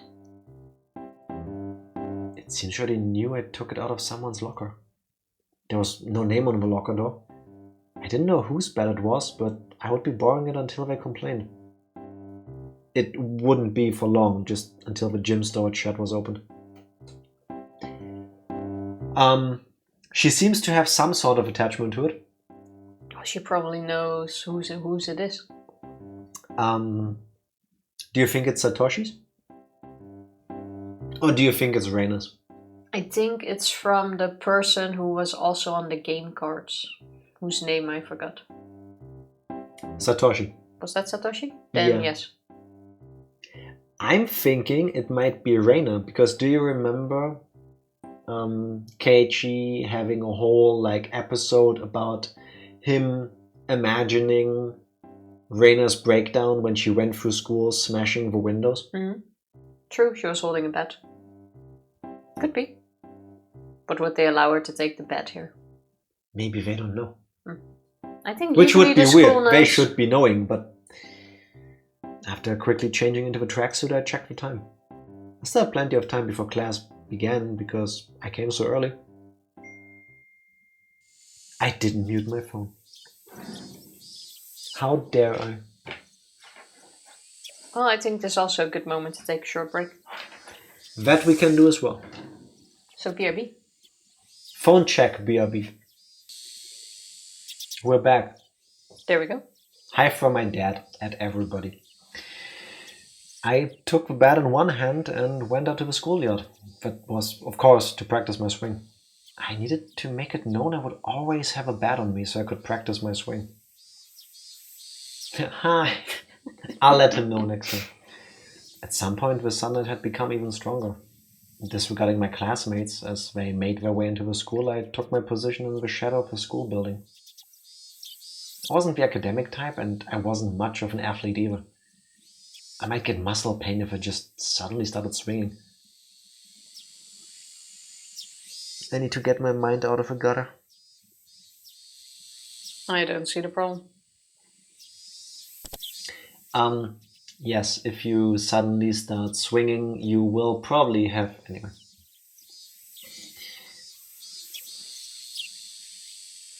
You're so innocent. I should at least start out with some warm-ups. Psycho gets it. Thank you. I'm just ignoring this.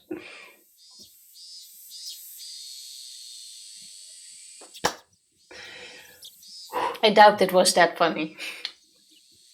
It was in my head. I didn't want to.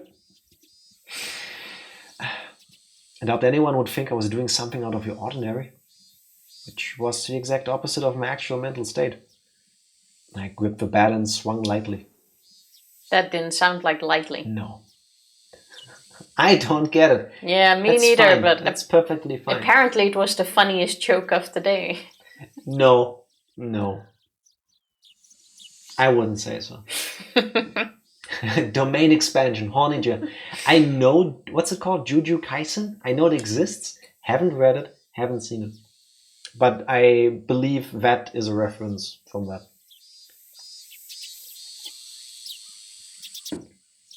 That bat was by no means light. The weight would make it a reliable weapon when I needed it to be. Of course, I could only pray that at the moment I needed to use this as a weapon.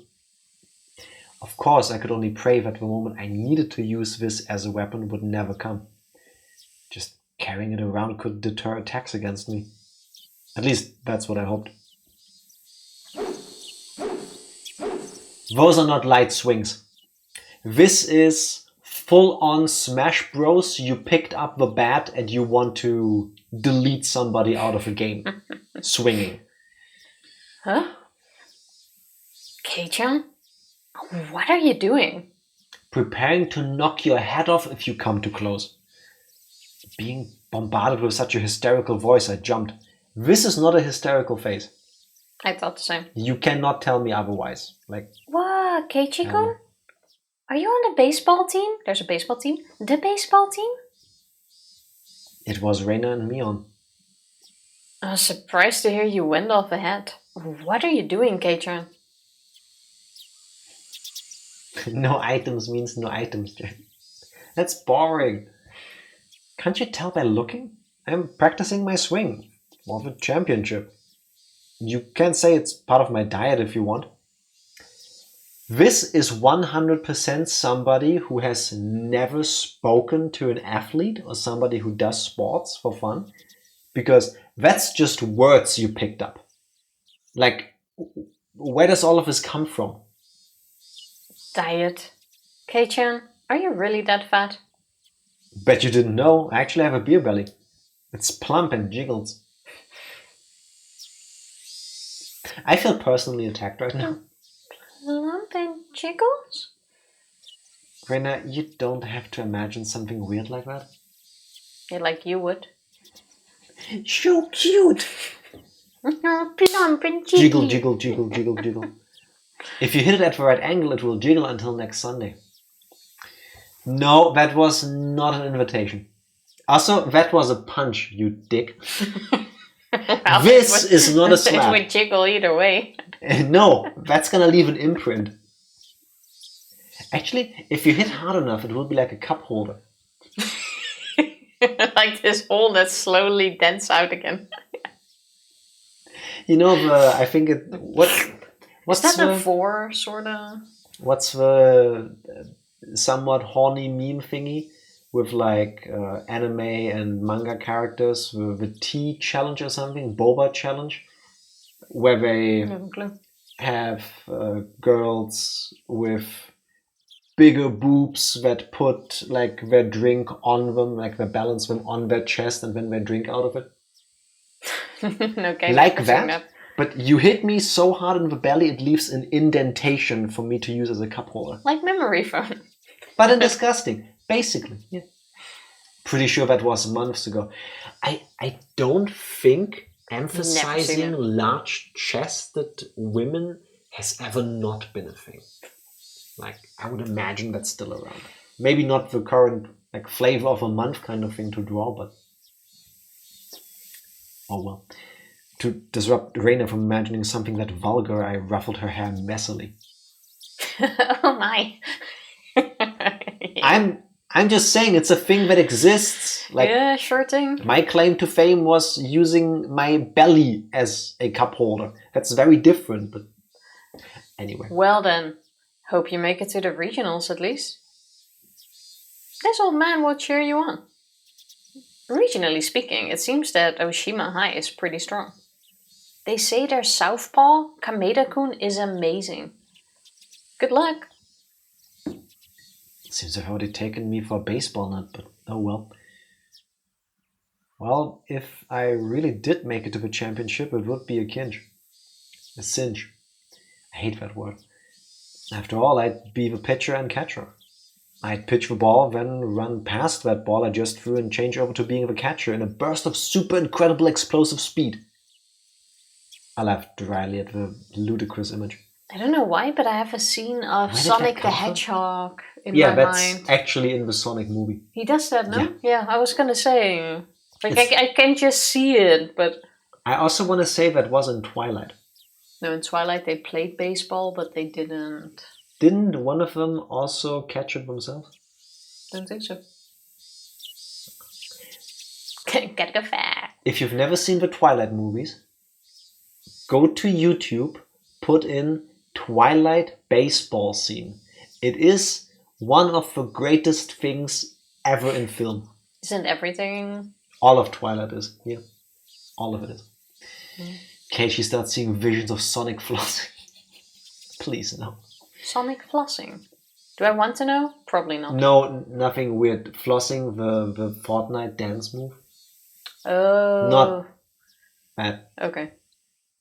And not whatever fucked up thing you were thinking. No, I was thinking of the literal flossing.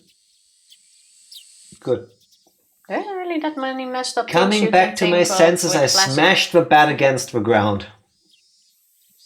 Damn it! What am I laughing at? I pounded the ground over and over. With each impact, the reverberation traveling through the bat stung my hands. This is how you mess up your joints. If they smile at me like that, I'll... Don't allow anyone close to me. Don't trust anyone, no matter how many times I tell myself that. Bless you. If they made me smile like that, I'll... I already knew quite well that there were demons dwelling in my smiling friends, but I just couldn't believe it. Did that kind of split personality really exist? Like how Reina confessed to the doctor, were they simply being possessed by Oyashiro-sama? In other words, did a supernatural being like Oyashiro-sama really exist, and was it possessing everyone to try and kill me? Yeah, that would be wonderful. If only everyone were actually my friends all along and everything was all just Oyashiro-sama's fault. You damn fool, Keiichi Maebara, come on now! I yelled out, drawing out all the power from the pit of my stomach and raised the bat violently in the air. Stop being so soft! As I screamed out with all my might, I beat the metal bat into the ground over and over. Also, question. Aren't metal or aluminium bats usually hollow inside and comparatively structurally weaker than wooden ones? So at what point is he gonna break the damn thing during this? I doubt you would really break it. It's still sturdy. Yeah, but not nearly as sturdy as a full wooden one. You know, lots of baseball players like hit it on the ground. Yeah, It's they not, play it would not with break. wooden ones. That would not break. You're trying to prove my point? We have one at home. You can hit that one to prove a point. Oh well. It's not gonna break. It would bend before breaking. Unless it's a very shitty metal bat. Yeah, I mean, bending is what I meant, but fair enough. I'll try it when I get my hand on one, I guess. With every impact, my weakness was being beaten down. Smash. Forget. Smash. Don't be soft. Smash. Know your enemy. Smash. Like hell I'd let them kill me. My shoulders heaving up and down from my ragged breathing, I heard the first bell ring just as I calmed down. What a wonderful way to start the class. Like, Got some of that energy used math. up. What? Got some of that energy used now. I guess. I gasped with a sudden realization. That was the final bell. As I felt all the tension drained from me, I let out a deep breath. My mind was in a muddled state for much of the entire day. I didn't feel like I was awake, but it didn't feel like I was asleep either. For some reason, I thought he was outside swinging Yeah, that same. bat the entire time, and then Yeah. came back while everyone knew Yeah. he was outside there swinging the damn bat. But okay, it's just like a time skip. Yeah, same. That was also partially lost on me. Mm-hmm. That's how people usually react to my suggestions of math. Yeah, Yes, very understandable. yes, because Very understandable. your math isn't like my math. My math is going 20 plus 30 is 50. Your math uses all of those weird magical icons and stuff. Like, those don't exist in my math. So, yes, that's why I react that way. I couldn't say it felt especially comfortable, but I felt kind of relief that the sanctity of the school part of my daily life had yet to be violated.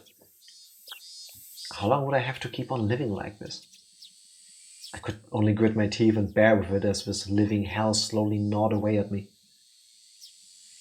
Keiichi-kun, come on. It's club time. Club time. Yeah, I have a club for you right here. It's basically like clubbing puppies or something. If you club Reina in her current state. Are we talking about you hurting cats again? No. You have no idea. Seriously, none. Yes, I'm aware of that. The sound of Reina's voice brought me back to my senses. Come on, Kei-chan. Stop spacing out. Bring your desk. Your desk. Everyone was moving their desks together as usual. That's right, it was happy fun club time. But I had no intention of taking part. I haphazardly stuffed the contents of my desk into my bag as I prepared to go home. It was a weak-handed gesture to avoid having to actually say, I'll be going home now. What's this, Kei-chan? You planning on going home right away again? I should try to not act suspicious so nobody's picking up on it, so I decide to do the most out-of-character thing right now. Mion sounded quite disappointed. I'm just not in the mood. Could you just let me be for a while? The tone of the words that spilled from my mouth matched Mion's disapproving glare. It felt like the air in the room had dried out. Satoko looked like she was about to say something, but perhaps dissuaded by the mood, she swallowed her words and stayed silent. Nobody said a thing. I took that to mean that I could leave if I wanted. But the collective gaze of the four of them, like the tiny pins used to mount an insect in a display, held me in place. Reina was the one who cut through the heavy mood. Keiichi-kun, you just didn't like playing with the girls, I guess. Yes, I'm into boys now. She said it in such a melancholic tone that it sent a wave of pain racing through my heart. If this pain was going to kill me, I wanted it to be the soft part of me that could still feel pain. I tore at my chest, violently tearing out the pins that held me in place. That's not it at all. I'd only be hurting myself by saying anything more, so I swallowed my words. Cutting things off here, I turned away and exited the classroom. They didn't speak a word to me as I left. Awkward. This hurts, but at the same time, two of them were kind of trying to kill me, so, you know. It was a long, dull trip back home, but I didn't lose focus. I firmly squeezed the grip of the bat, which was already soggy from sweat, realizing that I wrapped it down with my sleeve. If something were to happen, I wouldn't want it to be slippery. Since this morning, I'd become especially sensitive to the presence of cars. Even while walking, my ears pricked up and sought out threatening sounds and presences that could be closing in. And that was why I could hear it. Without a doubt, there were footsteps. Those footsteps had matched up perfectly with mine for a while now. From what I could sense, it was just one person. But I had no intention of being careless. Did they intend to follow me like that car this morning until we were in a good location to assault me? Then it wasn't a good idea to keep walking like this. I stopped walking and looked back. The wooded path, crowded with trees, responded with silence, as if there was nobody there to begin with. But I wouldn't be fooled. I was certain footsteps were following me. And just as I stopped, the footsteps stopped as well.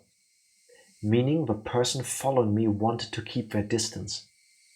That was, without question, proof that I was their target. I held my breath, waiting for that presence to panic and start moving again. The trees rustled with the sound of the wind. Higurashi also joined in the dissonant chorus, trying to throw my focus into disarray. Do cicadas really make that much sound? They can be really loud. If you not walked outside at the dark when we're home, do you know how loud those crickets are?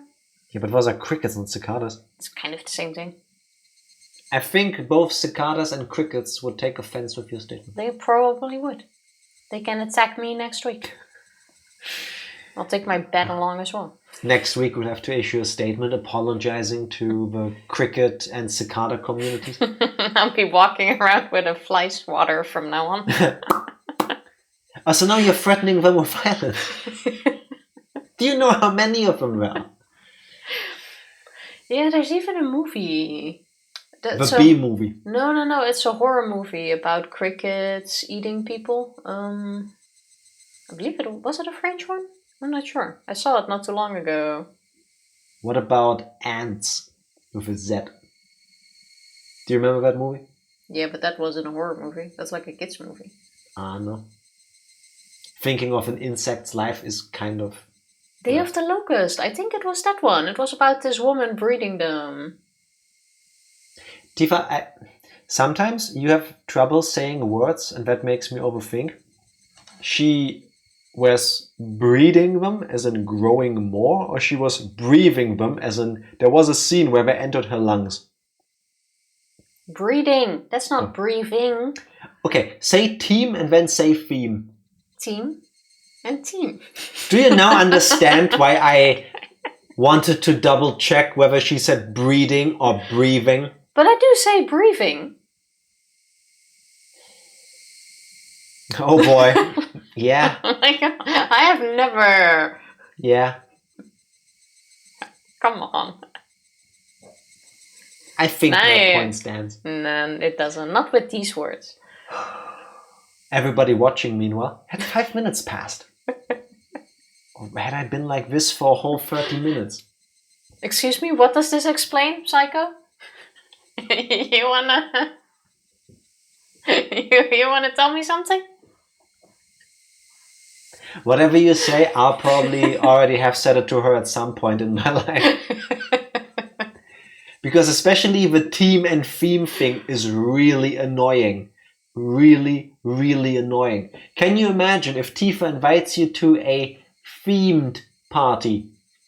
versus a team party. That's especially the TH at the beginning. But with like breathing, I've had no issues. I have never said breathing instead of breathing. Are you sure about that? I am pretty sure about that. I don't say breathing quite often. I do, Tifa's ire. It's fine, it subsides quickly. Explains why you guys are always breathing. Yeah, I know, right? That's why the camera cuts off where it does. Like bunnies. It's pretty bad because usually when I like read my lines, I've got my arm on the armrest, and when I move and when... Can you actually see that Tifa is jiggling when I do this? No, not really. I thought it looks like more intense on camera. I could feel you move along when I was like doing stuff earlier. What? It's fine.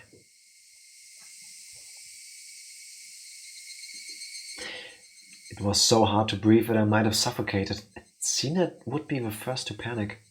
Without a doubt, he was lurking in the shade of that tree with bated breath. Then I'd make the first move. I fixed my grip on the bat. I raised it up to my shoulder to be ready to swing it at any time. Hey! I know you're there! With all of my might, I screamed at whoever was hiding in the shade of the trees. But the presence in the shade didn't budge. Until the moment I found them, they had no intention of revealing themselves. I know already! I know you're there! But you don't know who. I screamed out angrily at them again, but even still they didn't move at all. Then I'll go over there myself. With all due vigilance, I approached step by step. Stepping into the tree's shadows, I saw a human figure there. That figure was curled up like a small animal. Reina. When she realized I had found her, her expression softened. She seemed apologetic, but wasn't going to speak a word. Did you have some business with me? I wouldn't accept that silence and scream the question at her. Not really. It's just, Reina was in a panic with tears welling up in her eyes, but it was obvious that she had been following me. What about the club? Since you're not, I'm not. That shouldn't matter. Don't mind me and just play. But I'm just worried about you. She's doing it again. Thinking about how I'd been acting up until now, it wasn't hard to imagine that my behavior could have been perceived as strange. So Reina was concerned. At a quick glance, that's how it would seem. I wasn't going to let my guard down that easily. Even if that was really the case, she still wouldn't have to do something like try to tail me. She should have called out to me when I was leaving and gone out right with me. But Reina didn't do that. She kept her distance from me and matched my walking speed.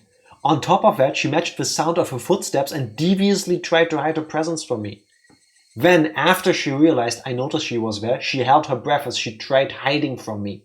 She wore a timid expression that would force one to take pity on her, but without a doubt, she was tailing me. Stop following me. Still glaring at Reina and continued walking onwards. After I walked for a bit, she ignored my command and began walking again. So I yelled at her once more. I told you not to follow me! Yeah, but my house is in the same direction. Move then! Then walk ahead of me. The touristic route. Yeah, just take the bus or something. I don't know, go shopping first. Don't think they have a bus. At least one to the hospital. Then walk ahead of me. I'll start walking once I can't see you anymore. I moved out of her way and waved my bat violently to urge her forward. I'd like to go home together with you. Yeah, and I would have loved to go home together with you every single day of my life. Maybe even more at some point. I was catching feelings for you. But you put a needle in mochi that you wanted me to eat. And then in the end it turns out nothing bad ever actually was meant behind all of this. And Mion and Reina just have this thing where in like stressful situations they become really, really, really badly socially inept. And the needle was an accident. Sure. Like Reina's family has a cat, and the cat was like pushing over like a sewing kit that was for some reason in the kitchen because it wasn't put away properly. It was a whole string of coinkydinks. Yeah. She, on the way to Keiichi's house, they walked past the needle store. Must have been it. There was a gas leak and an explosion, and one of the needles got flung into the mochi. I do remember reading a story about a gas leak. It happens all the time. Making a pitiful expression, she meekly squeaked out the words in a voice that she knew would cut into my heart. That agitated me to no end. I knew it was a lie. If you wanted to go home together, then you should have called out to me. Now you're just blurting out random lies. I'm sorry. I'm sorry. It seemed that the seething anger within me was written all over my face. Even without me saying anything, Reina had understood what I was feeling inside. If you get it, then go. I swung the bat, urging her to again to walk. Reina looked back and forth between me and the bat and started walking hesitantly, then stopped again. Go on, then, hurry! I'm going. So please stop with the bat. It's scary. Reina guarded herself while pointing at me holding the bat. She may have realized that I was planning on using this bat for She may have realized that I wasn't planning on using this bat for baseball. I lowered the bat but still guardedly opened the way for her. Go! There's no problem now, is there? There was nothing else she could protest. She passed by me timidly so as to not set me off. As I watched her pass by, she stopped completely after having barely moved at all. Hey, don't stop!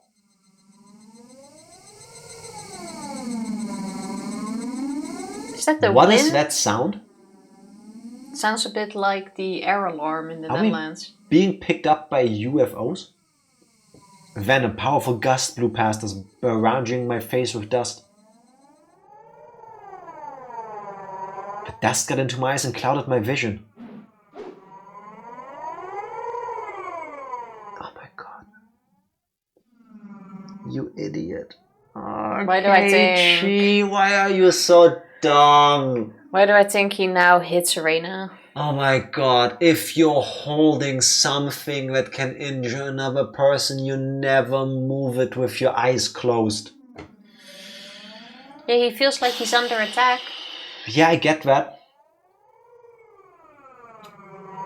I swear, by the end of chapter 1, Keiichi is gonna be the one who ends up in an institution because he is the one doing all the weird stuff in the perception of everybody else. Though.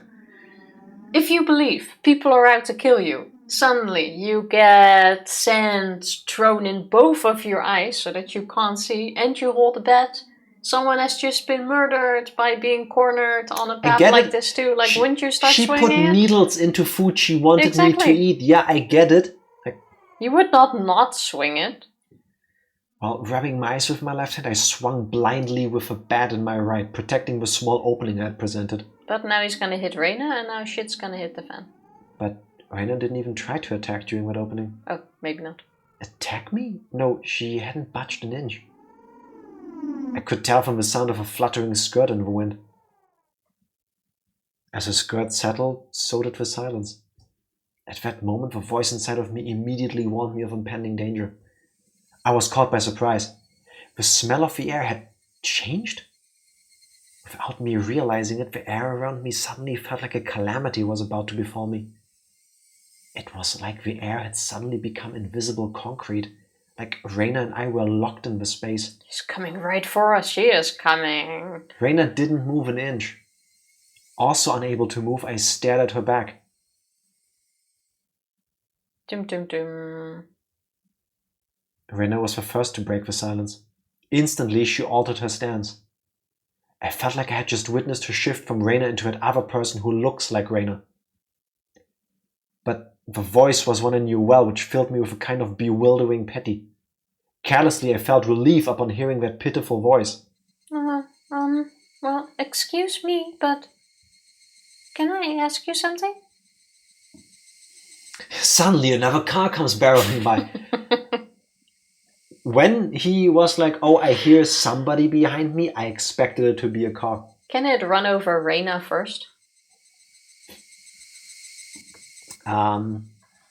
Too gruesome, probably. Too shy to even turn around, Reina squeezed her void out desperately. As she trembled. What? Well, why do you have a bed, I wonder?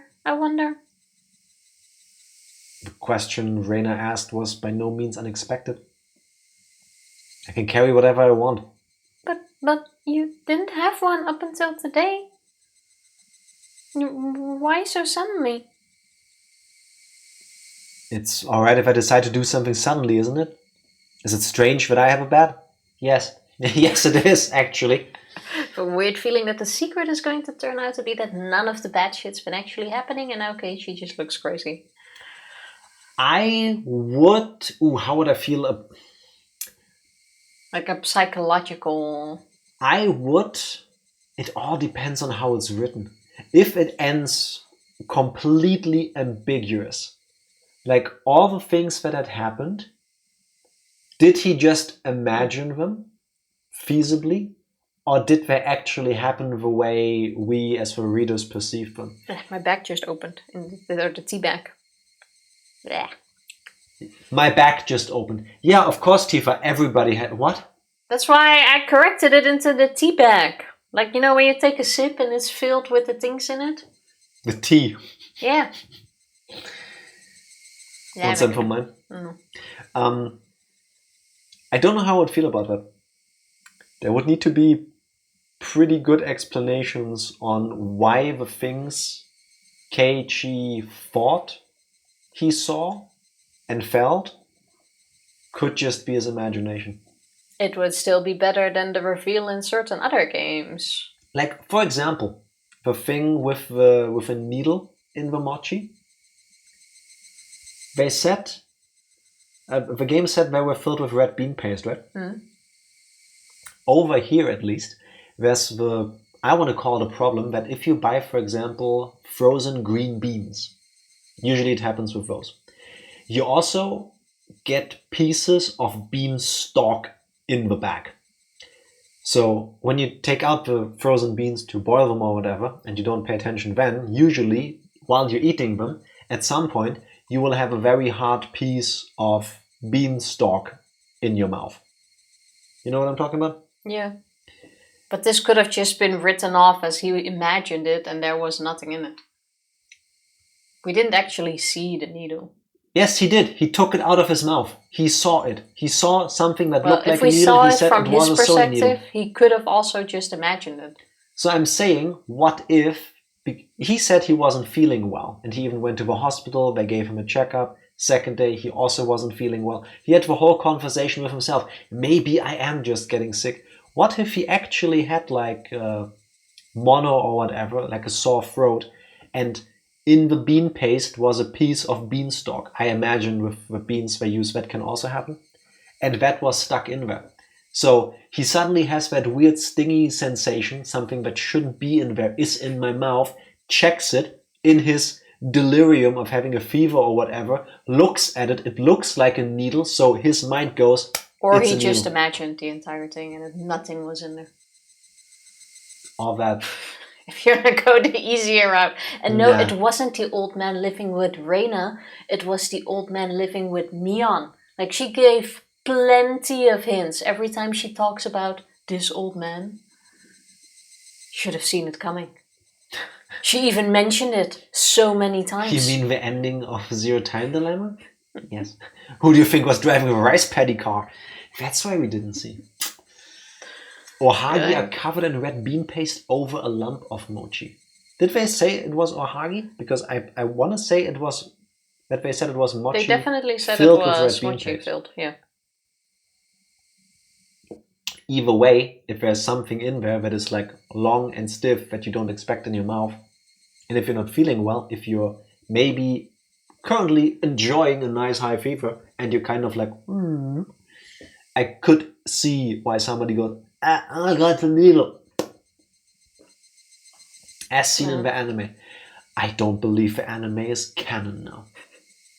But because Keiichi, you're not the kind of person to play baseball. It's weird. Reina is You're weird. Baseball shaming? I couldn't tell what kind of answer she was looking for, and I was getting tired of answering her. I just suddenly got the urge to play baseball. Is that so weird? It's weird. She answered instantly, and that annoyed me slightly. I just suddenly wanted to play baseball, and I wanted to practice my swing, so I'm carrying around a bat. What's strange about that? Strange. Weird. Definitely. Why you too? Your ramblings are annoying me. Is it that strange for me to have an interest in sports? I tried to sound a bit more threatening to end the conversation. Until my suspicions about Reina were clear, I had no obligation to answer her questions. I'm sorry. Don't get so angry. Reina still didn't turn around and spat out words of apology one after the next. Just one last thing. Tell me one last thing. Did you enjoy the mochi? I don't feel like talking anymore. Hurry up and go. I yelled loudly at her, causing her to flinch like she had been struck. Seeing her in such a pathetic state caused my heart to ache sorely. But even though she was afraid, she stubbornly kept herself from moving. Before I was able to threaten her again, Reina asked her final question. Why is even your bed the same?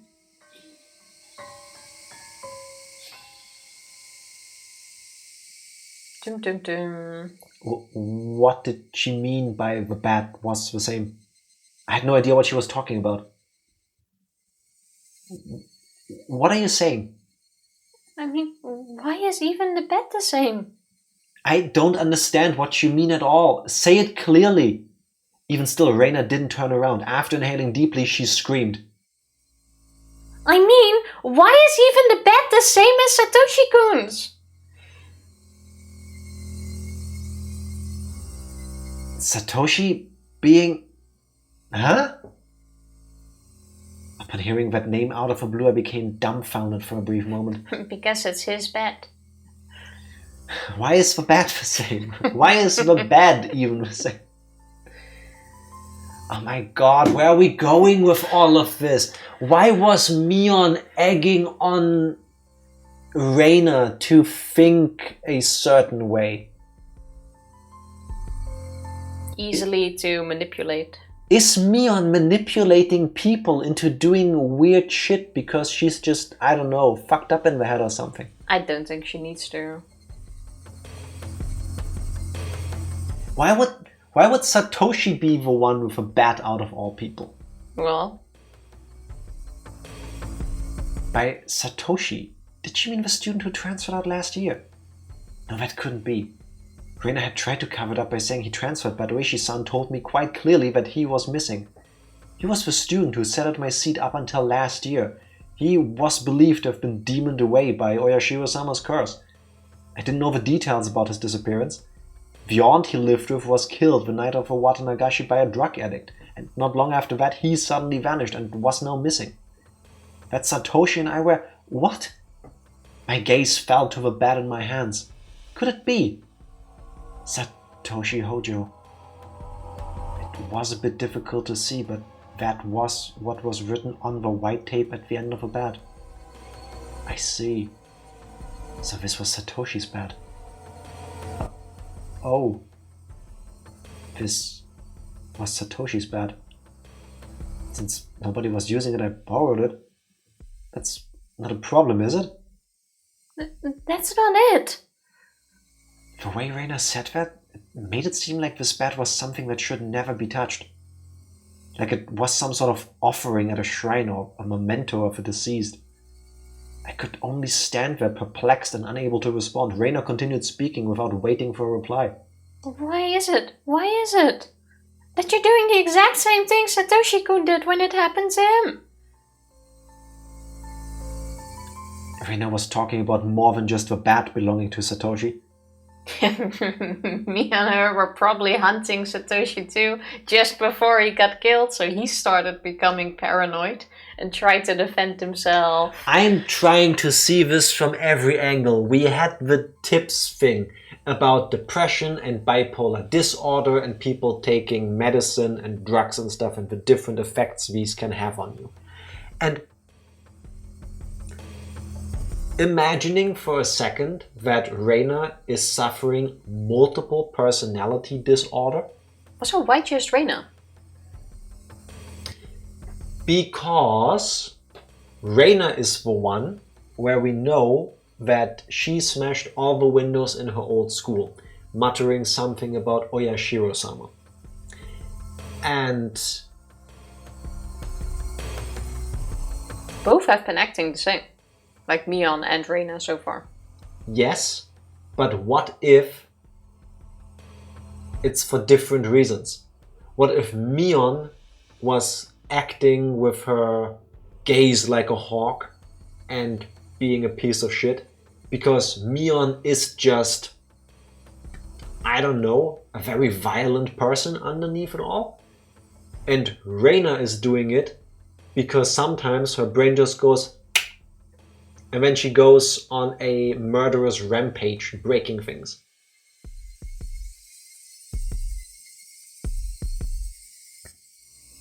Like, I'm not gonna go into this too much, but I think I also remember what the reason is why they act like that. on the other hand, if it wasn't for the needle in the mochi,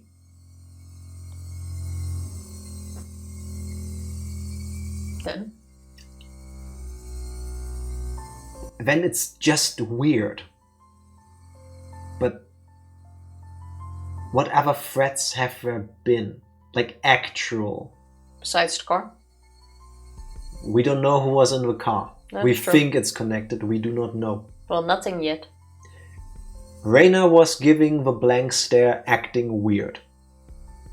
Then there was the mochi thing, and both of them blanking out and staring weirdly. And then there was Mion Them with the being all whole suspicious. "I know where you live, boy" kind of thing.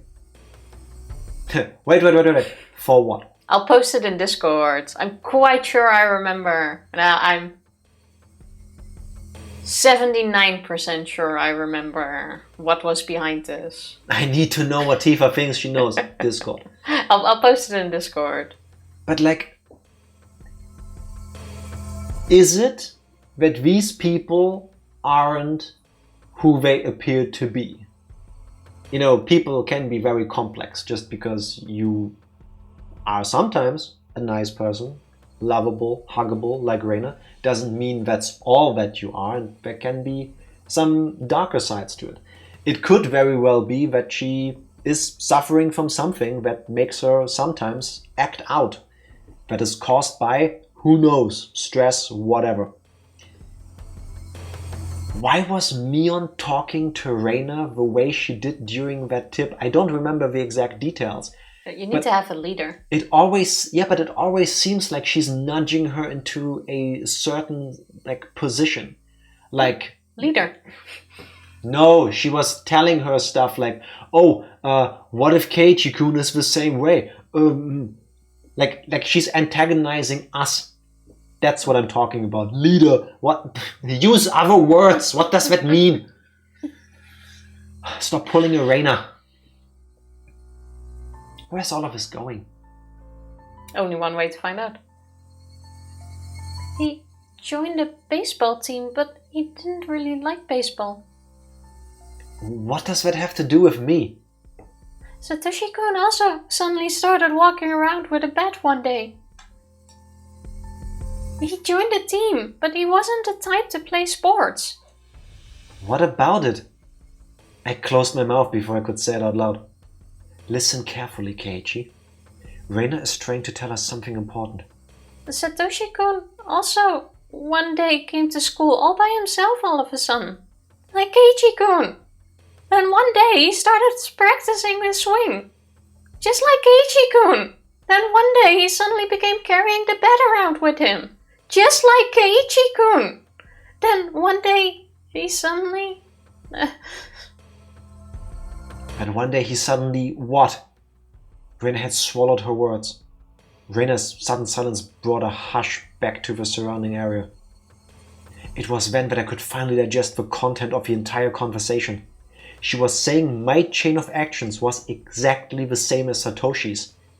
What was the meaning of this? Up until now, I'd forgotten all about Satoshi. I'd never paid much attention to him, or thought to him in the first place. Not only that, I didn't even know anything of what he'd done. My actions today should have been my own creation after all the planning I had done, but they had been the exact same as Satoshi's? Time to get even more paranoid. Then Satoshi, no, more importantly, if both Satoshi and I acted the same, then there was a really good possibility that what happens after would be the same. Reina, that day, what happened to Satoshi? Reina knew. She knew what became of Satoshi. No, forget about what happened to a guy in the past. Reina knew what was going to happen to me. Answer me, Reina. Satoshi, what happened to him? With that, I grabbed Reina's shoulder violently and forcibly turned her around to face me. As I faced her, I felt a jolt travel through my entire body. Why would you do that? Why would... I told you.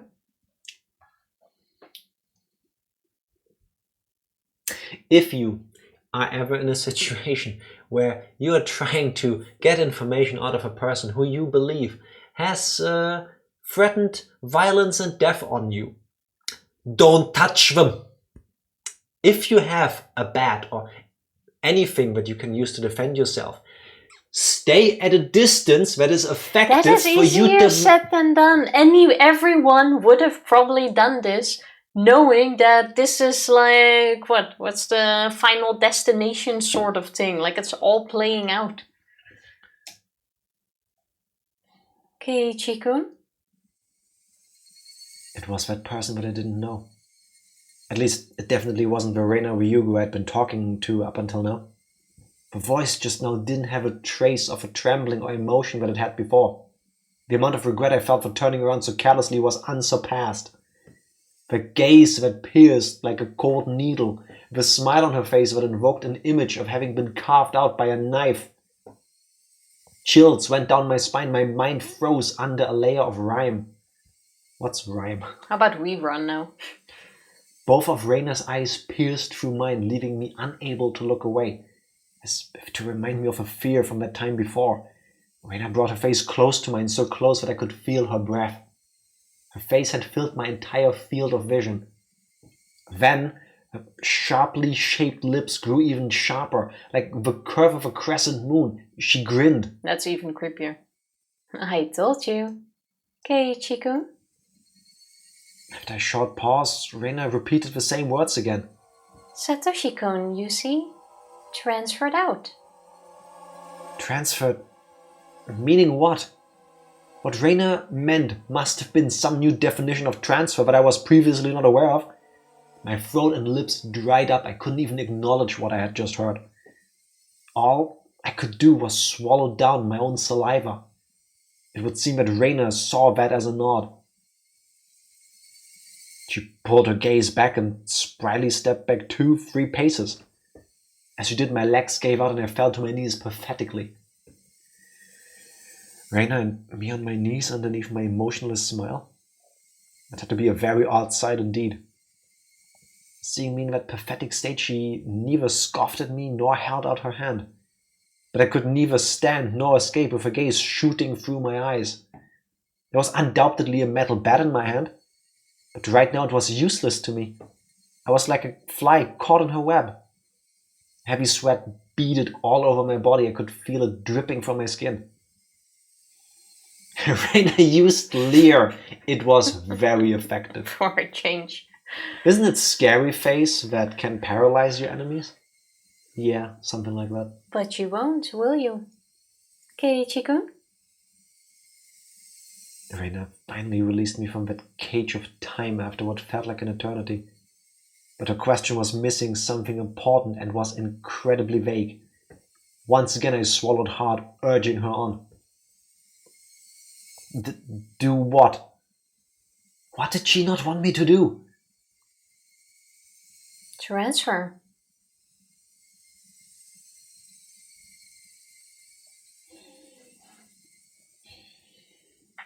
If you were in a situation where you meet somebody that you're really hitting it off with and you're catching feelings for them, but every now and then they act like this, But wait, is this would you be able to have a relationship with them? Is this the Satoshi that transferred, like actually transferred away and moved to the city, or is this the one that died? They are the same person. Were they the same? Yes. No, because they had an older brother that moved. It's the same Satoshi.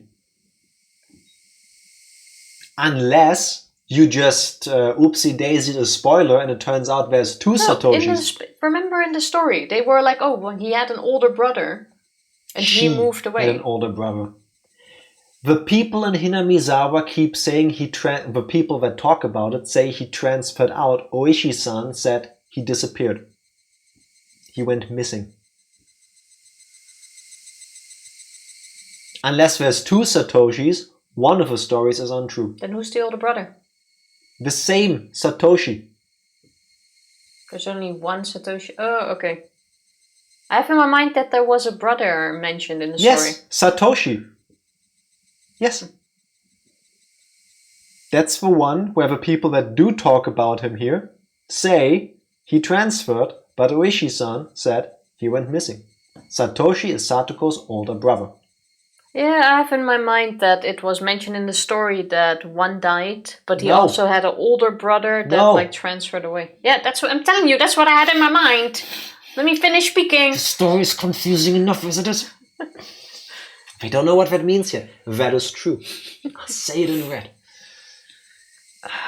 I'll say it in English. Thank you for clearing up the confusion. Satoshi and I had what? All my well-planned actions throughout the day turn out to have been nothing more than a reenactment of what Satoshi had done. Satoshi? Had he really been in the same situation as I was now? The friends he had gotten along with had suddenly changed, and for no reason, at least none that I had noticed, planned to kill him. Then, fearing for his life as I am, he got a bat to protect himself and carried it around every day to practice his swing. And then one day he suddenly... transferred out. He transferred. My blood went cold, causing a prickling sensation to course through my veins. Starting near my heart, it radiated outwards from the top of my head to the soles of my feet, chilling every part of me without recourse. But this is a good idea though. I'm gonna talk to Mom and transfer the fuck out of this town. If you want to really get under somebody's skin who's already a little bit fragile, this is a beautiful way of achieving exactly that. He has no way of knowing if Satoshi actually did these things. That is true. Like, if you really want to, fuck with somebody's head, just say shit like that. Oh, you're just like the other person who died or went missing. That's he like did pure exactly evil. the same things. You'll go to hell for doing that. There's like a separate layer of hell reserved for you there. But it's effective. Do we have a tissue here? Yes, 1 sec. If I had a long sleeve shirt, I would use that, but nah. I teabagged myself on the upper lip, and it feels weird because I shaved. Why can't you use the back of your hand like a normal person? Because then I have the tea on my back of my hand. And if I have it on the back of my hand, my next logical step would be to smear it on your forehead. Case closed? Go for it. What did she mean by transfer? What did she mean by transfer? Was Satoshi still at wherever he transferred to?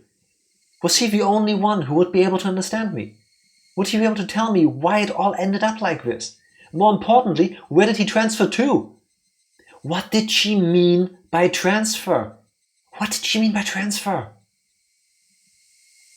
Before I knew it, I was at my front door. The frigid knob was hard to turn. Was nobody home? I hate knobs on doors. Like sometimes they are so hard to use. Like you can't turn it well enough. You somehow can't. I don't know.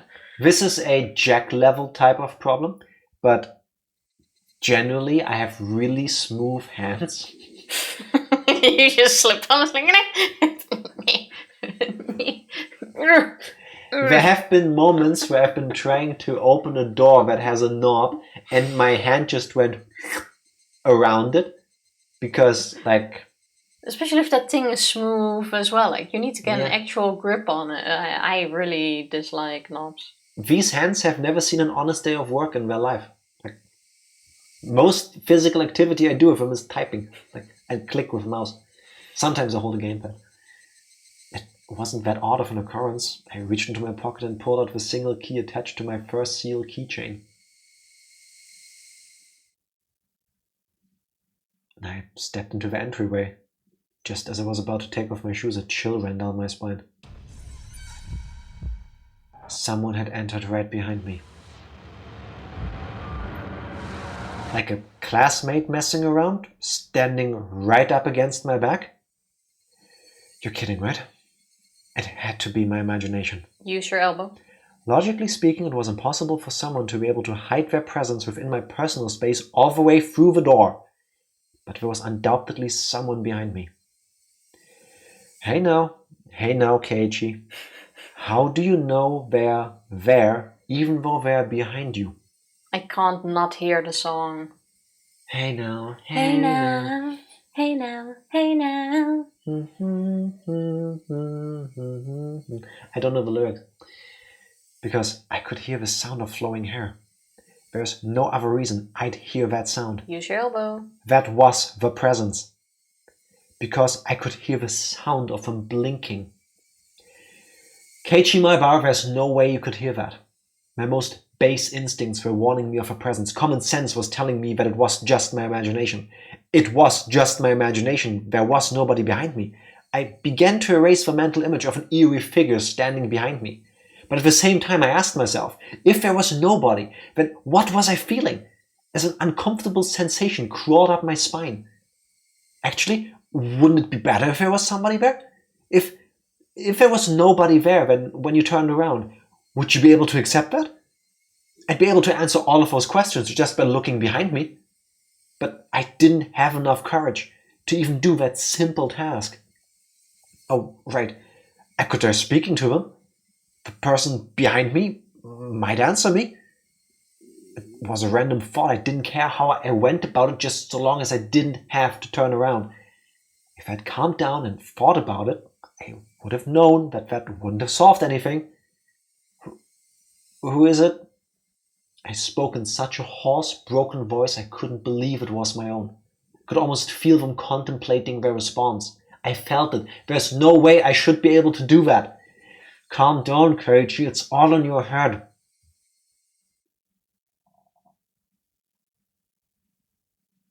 Oh, no response. What's that song from, by the way?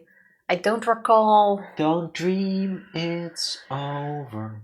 No, that's completely off. Yes, I can't sing. We've established this. Like completely off tune. But I don't remember where I've heard the song.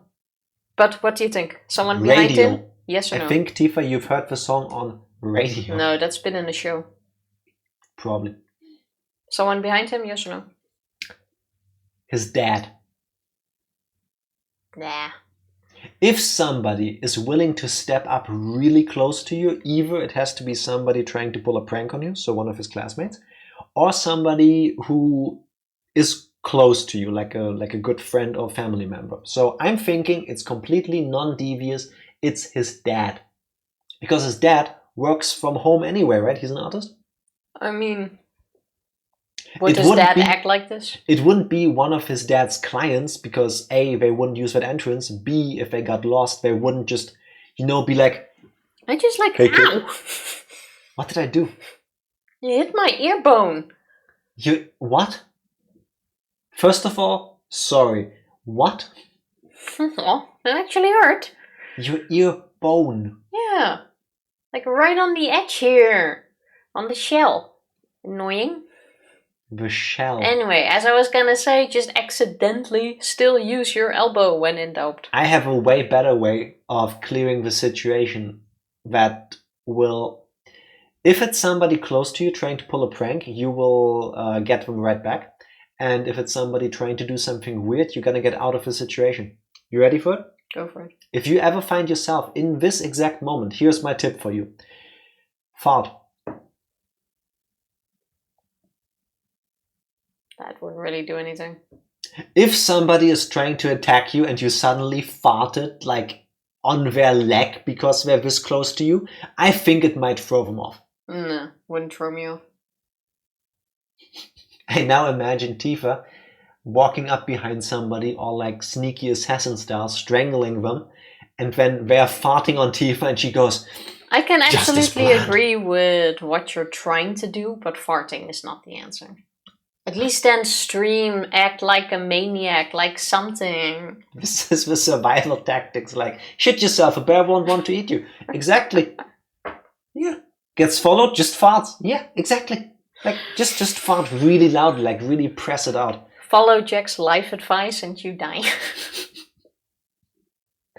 And then it was your crush who was also developing feelings for you, trying to do the, guess who it is? And you just went, good luck with Stab that. the pen you were holding in their neck.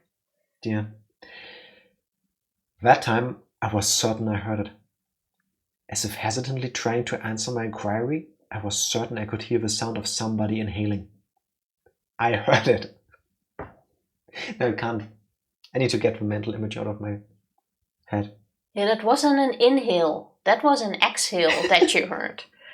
Yes. Did you... This is true, by the way. Did you know that turtles can breathe through their butt? So if you ever fart in a situation where it's inappropriate, just say, exactly, you were rectally exhaling, because you are part turtle. Yes, the conversation is gonna stay just as weird, but they learn something. But I heard it. I heard it. I heard it clearly. It was a girl. A young girl. I didn't know who, but a tiny speck of courage in me, however reckless it was, inspired a primal yet fitting solution to this current predicament. A scream. All the force in my body released from my lungs and through my throat, ceasing all thought processes in my head. Suppressing all my thoughts and emotions, I began to collapse like a house of cards, somehow managing to twist my body and look back as I did so. It was definitely there. Right there. Somebody was there. Until the moment I turned around, until I brought the area behind me into my field of vision, they were definitely there. Falling face up, my eyes traced the remnants of a presence suspended in the empty space. It couldn't be. They were invisible. They looked like they weren't there. But were they actually still standing there? As I screamed, all the emotions I was holding back burst free in a violent wave. I was designed to calm as my emotional dam collapsed. The turbulent wave of pent-up emotions was skillfully diverted into a torrent of aggression. That emotion was definitely required to extricate myself from the bizarre situation happening right in front of me. In my state of heightened lucidity, I entrusted my body to the fury. The metal bat held firmly in my right hand as if I was drawn there by a magnet. A mid-level sweep would be the hardest attack to dodge. I remembered reading something like that from a book about swordsmanship or something. Arrgh! I brandished my will to fight. The afterimage of an amalgamation of metal flashed as I swung from left to right, beating against the entryway.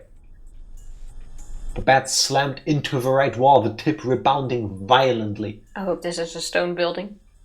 Yeah, good luck explaining to your parents why you demolished the entrance. Very calmly, I transferred the force of the rebound into a sweep to the left. The door of the shoe cupboard was split into pieces. Those two swings whiffed through the empty space, but they seemed to have a great psychological impact on the enemy. I could feel the panic emanating from that space. The attack wasn't the only thing required. I extracted the bat from the cupboard it was embedded in and screamed as I spun my entire body around in a large arc. Ah! My scream shook the air, imbuing my ferocious swing with even more destructive power.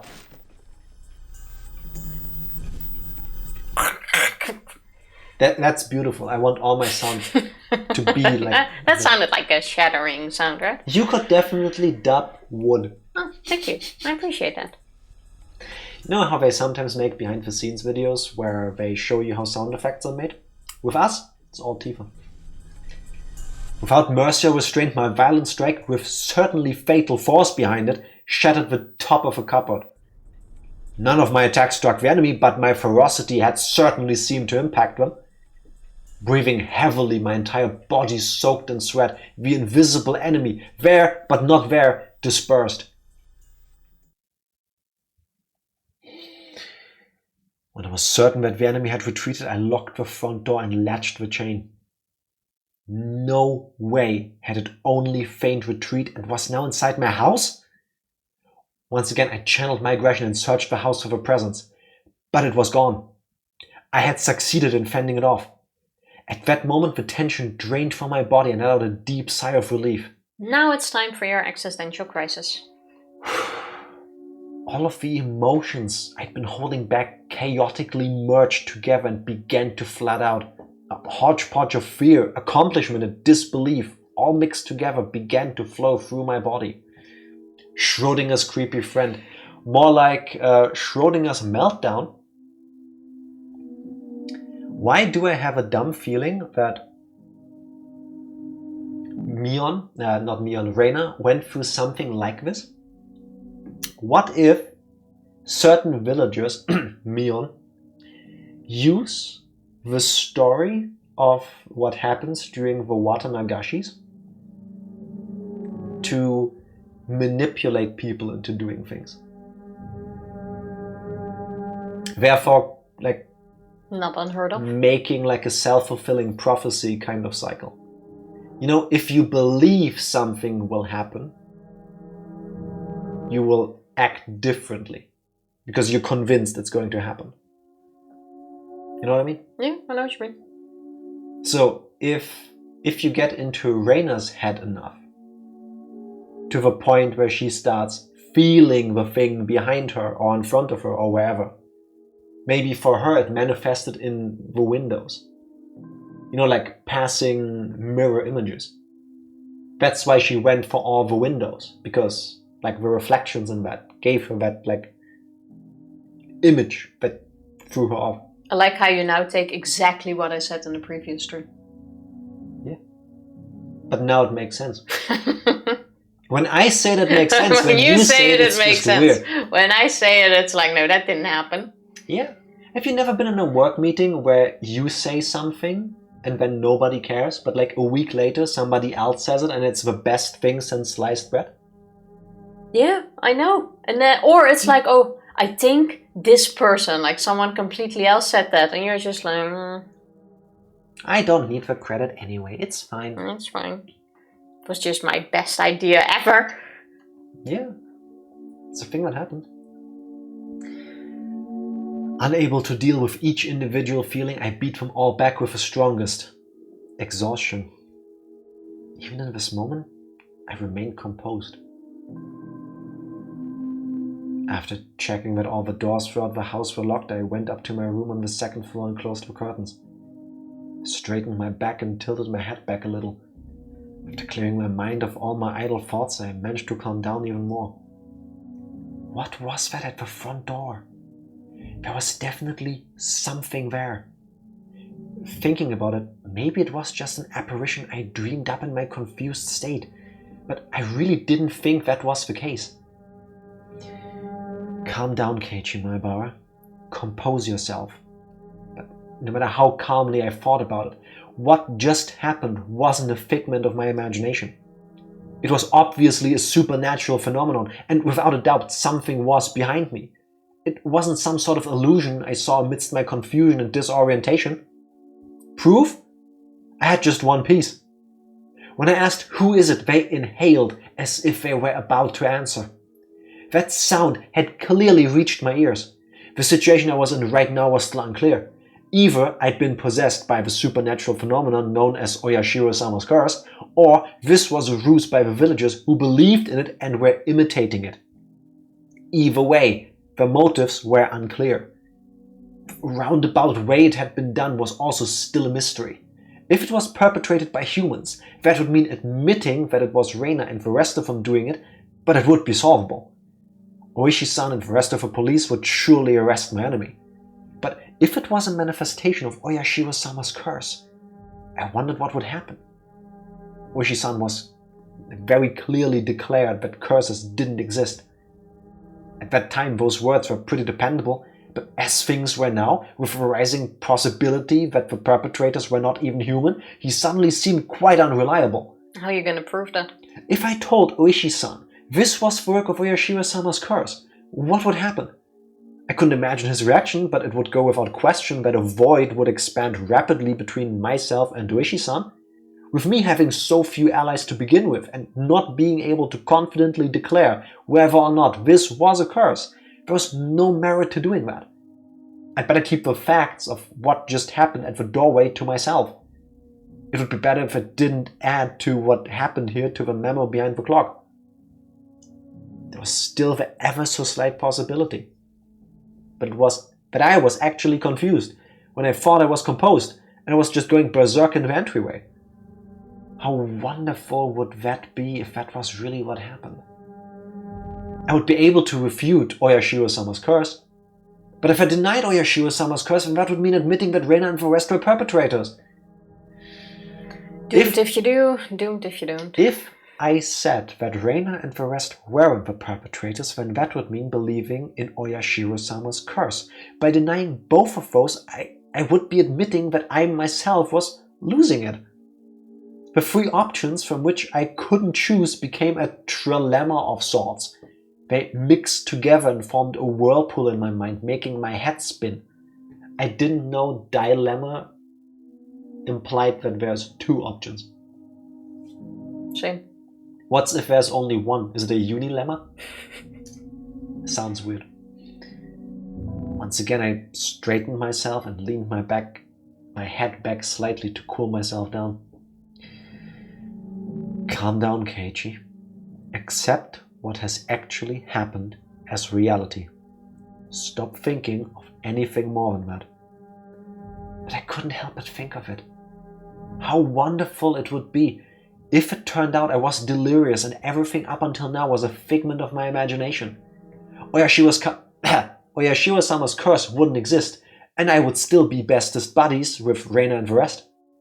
I would have to be crazy. That was the first time in my life I'd ever wished for such a thing.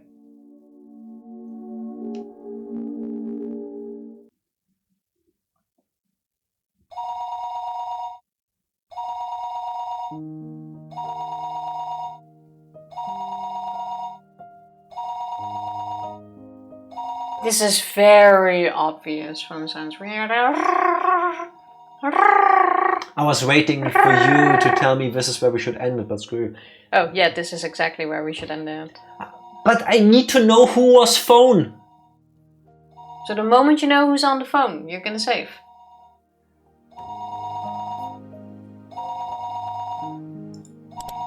I hate you. We will never get to the end of this game. I'm sorry that I have work and need to get up early. But who is and phone? Need some bit of sleep. But who is phone? Unless someone tells me within 5 minutes, it's the end of the chapter. I've just closed the game. No, no. Who was phone? It's no one. No one is phone. There, I spoiled it. How dare you? But you don't need to be too worried about it. You don't need to be... I was looking for the word. You don't need to be too worried about it because we will be back tomorrow and then you'll find out who was phone. On behalf of everybody witnessing this cliffhanger and not knowing Who was phone? I would like to extend the following message to you. Usually it's you that ends on cliffhanger. Wait, I need to read this out. You ready? Go for it. Fuck you. Don't you dare forget what happened while you're on your break. We'll have to watch the VOD. There's still one more stream. But yeah, we will still have tomorrow, which Yes. will probably end on an even bigger cliffhanger, seeing how we won't be able Why? to finish the... Why are you doing this to me? Do you not want me to relax while we're gone? It was exactly the message I had in mind, Jack. Yeah, I can read minds like that. Why would you do this to me? For my mental well-being. Yeah, you guys aren't finishing tomorrow. Unlikely. Unlikely. Nah, that will have to be after our vacation.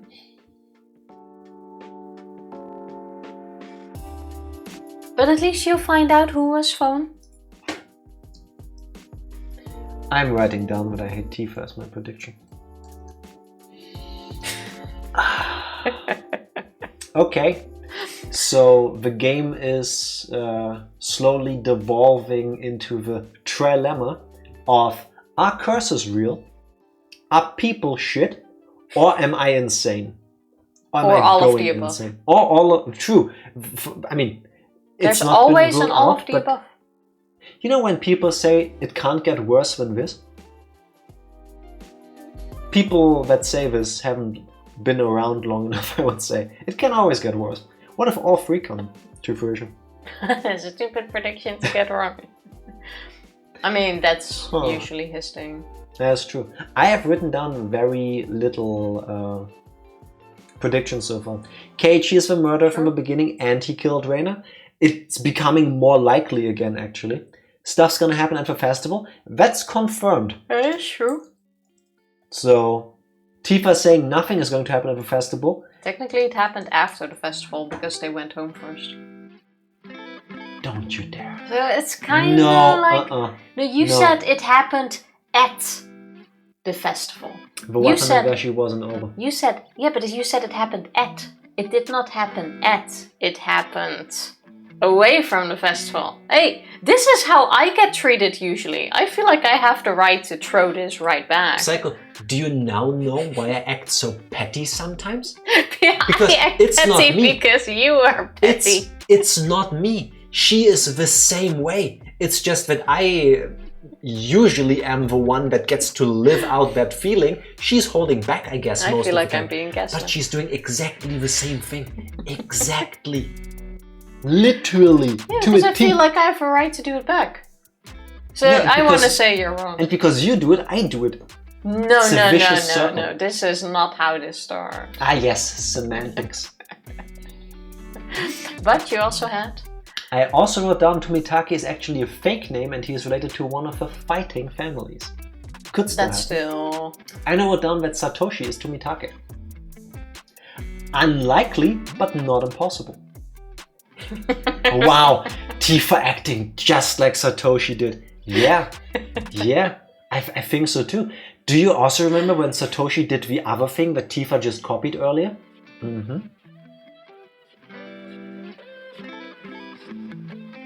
Yeah, I'm not concerned. Your Honor, it was my car who killed the pedestrian, not me. Exactly. Yeah. You're responsible for your car.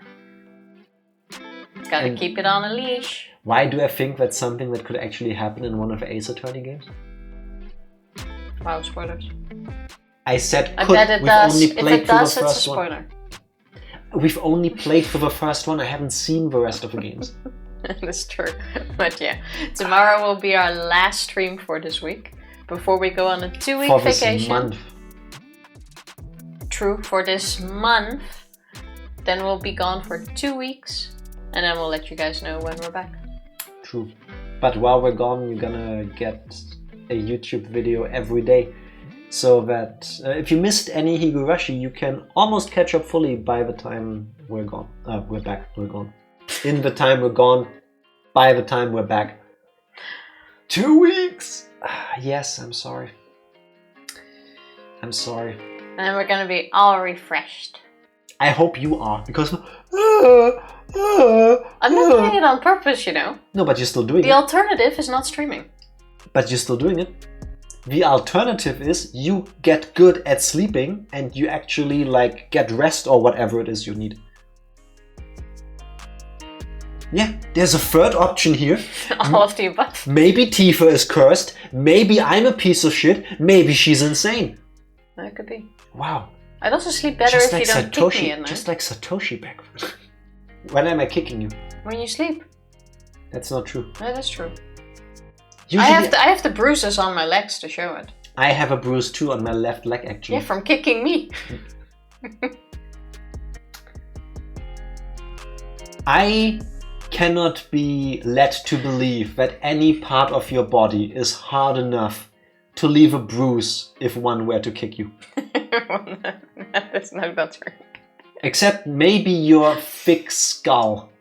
But I don't think I somehow did a 180 in bed, then turned around and kicked you in the head. You know you turn in your sleep, right? I don't rotate. You act like once you fall asleep, you only face one direction. Who rotates in their sleep? I'm not saying there aren't people that do that, but I think most people like roll to the left, roll on the back, roll to the right, sometimes fall out of bed doing that, maybe roll on their stomach, but people usually don't rotate. Nah, nah. Where does the rotating even come from? Anyway, we'll be back tomorrow. Depends on Don't how worry. much you roll. He rolls plenty at night.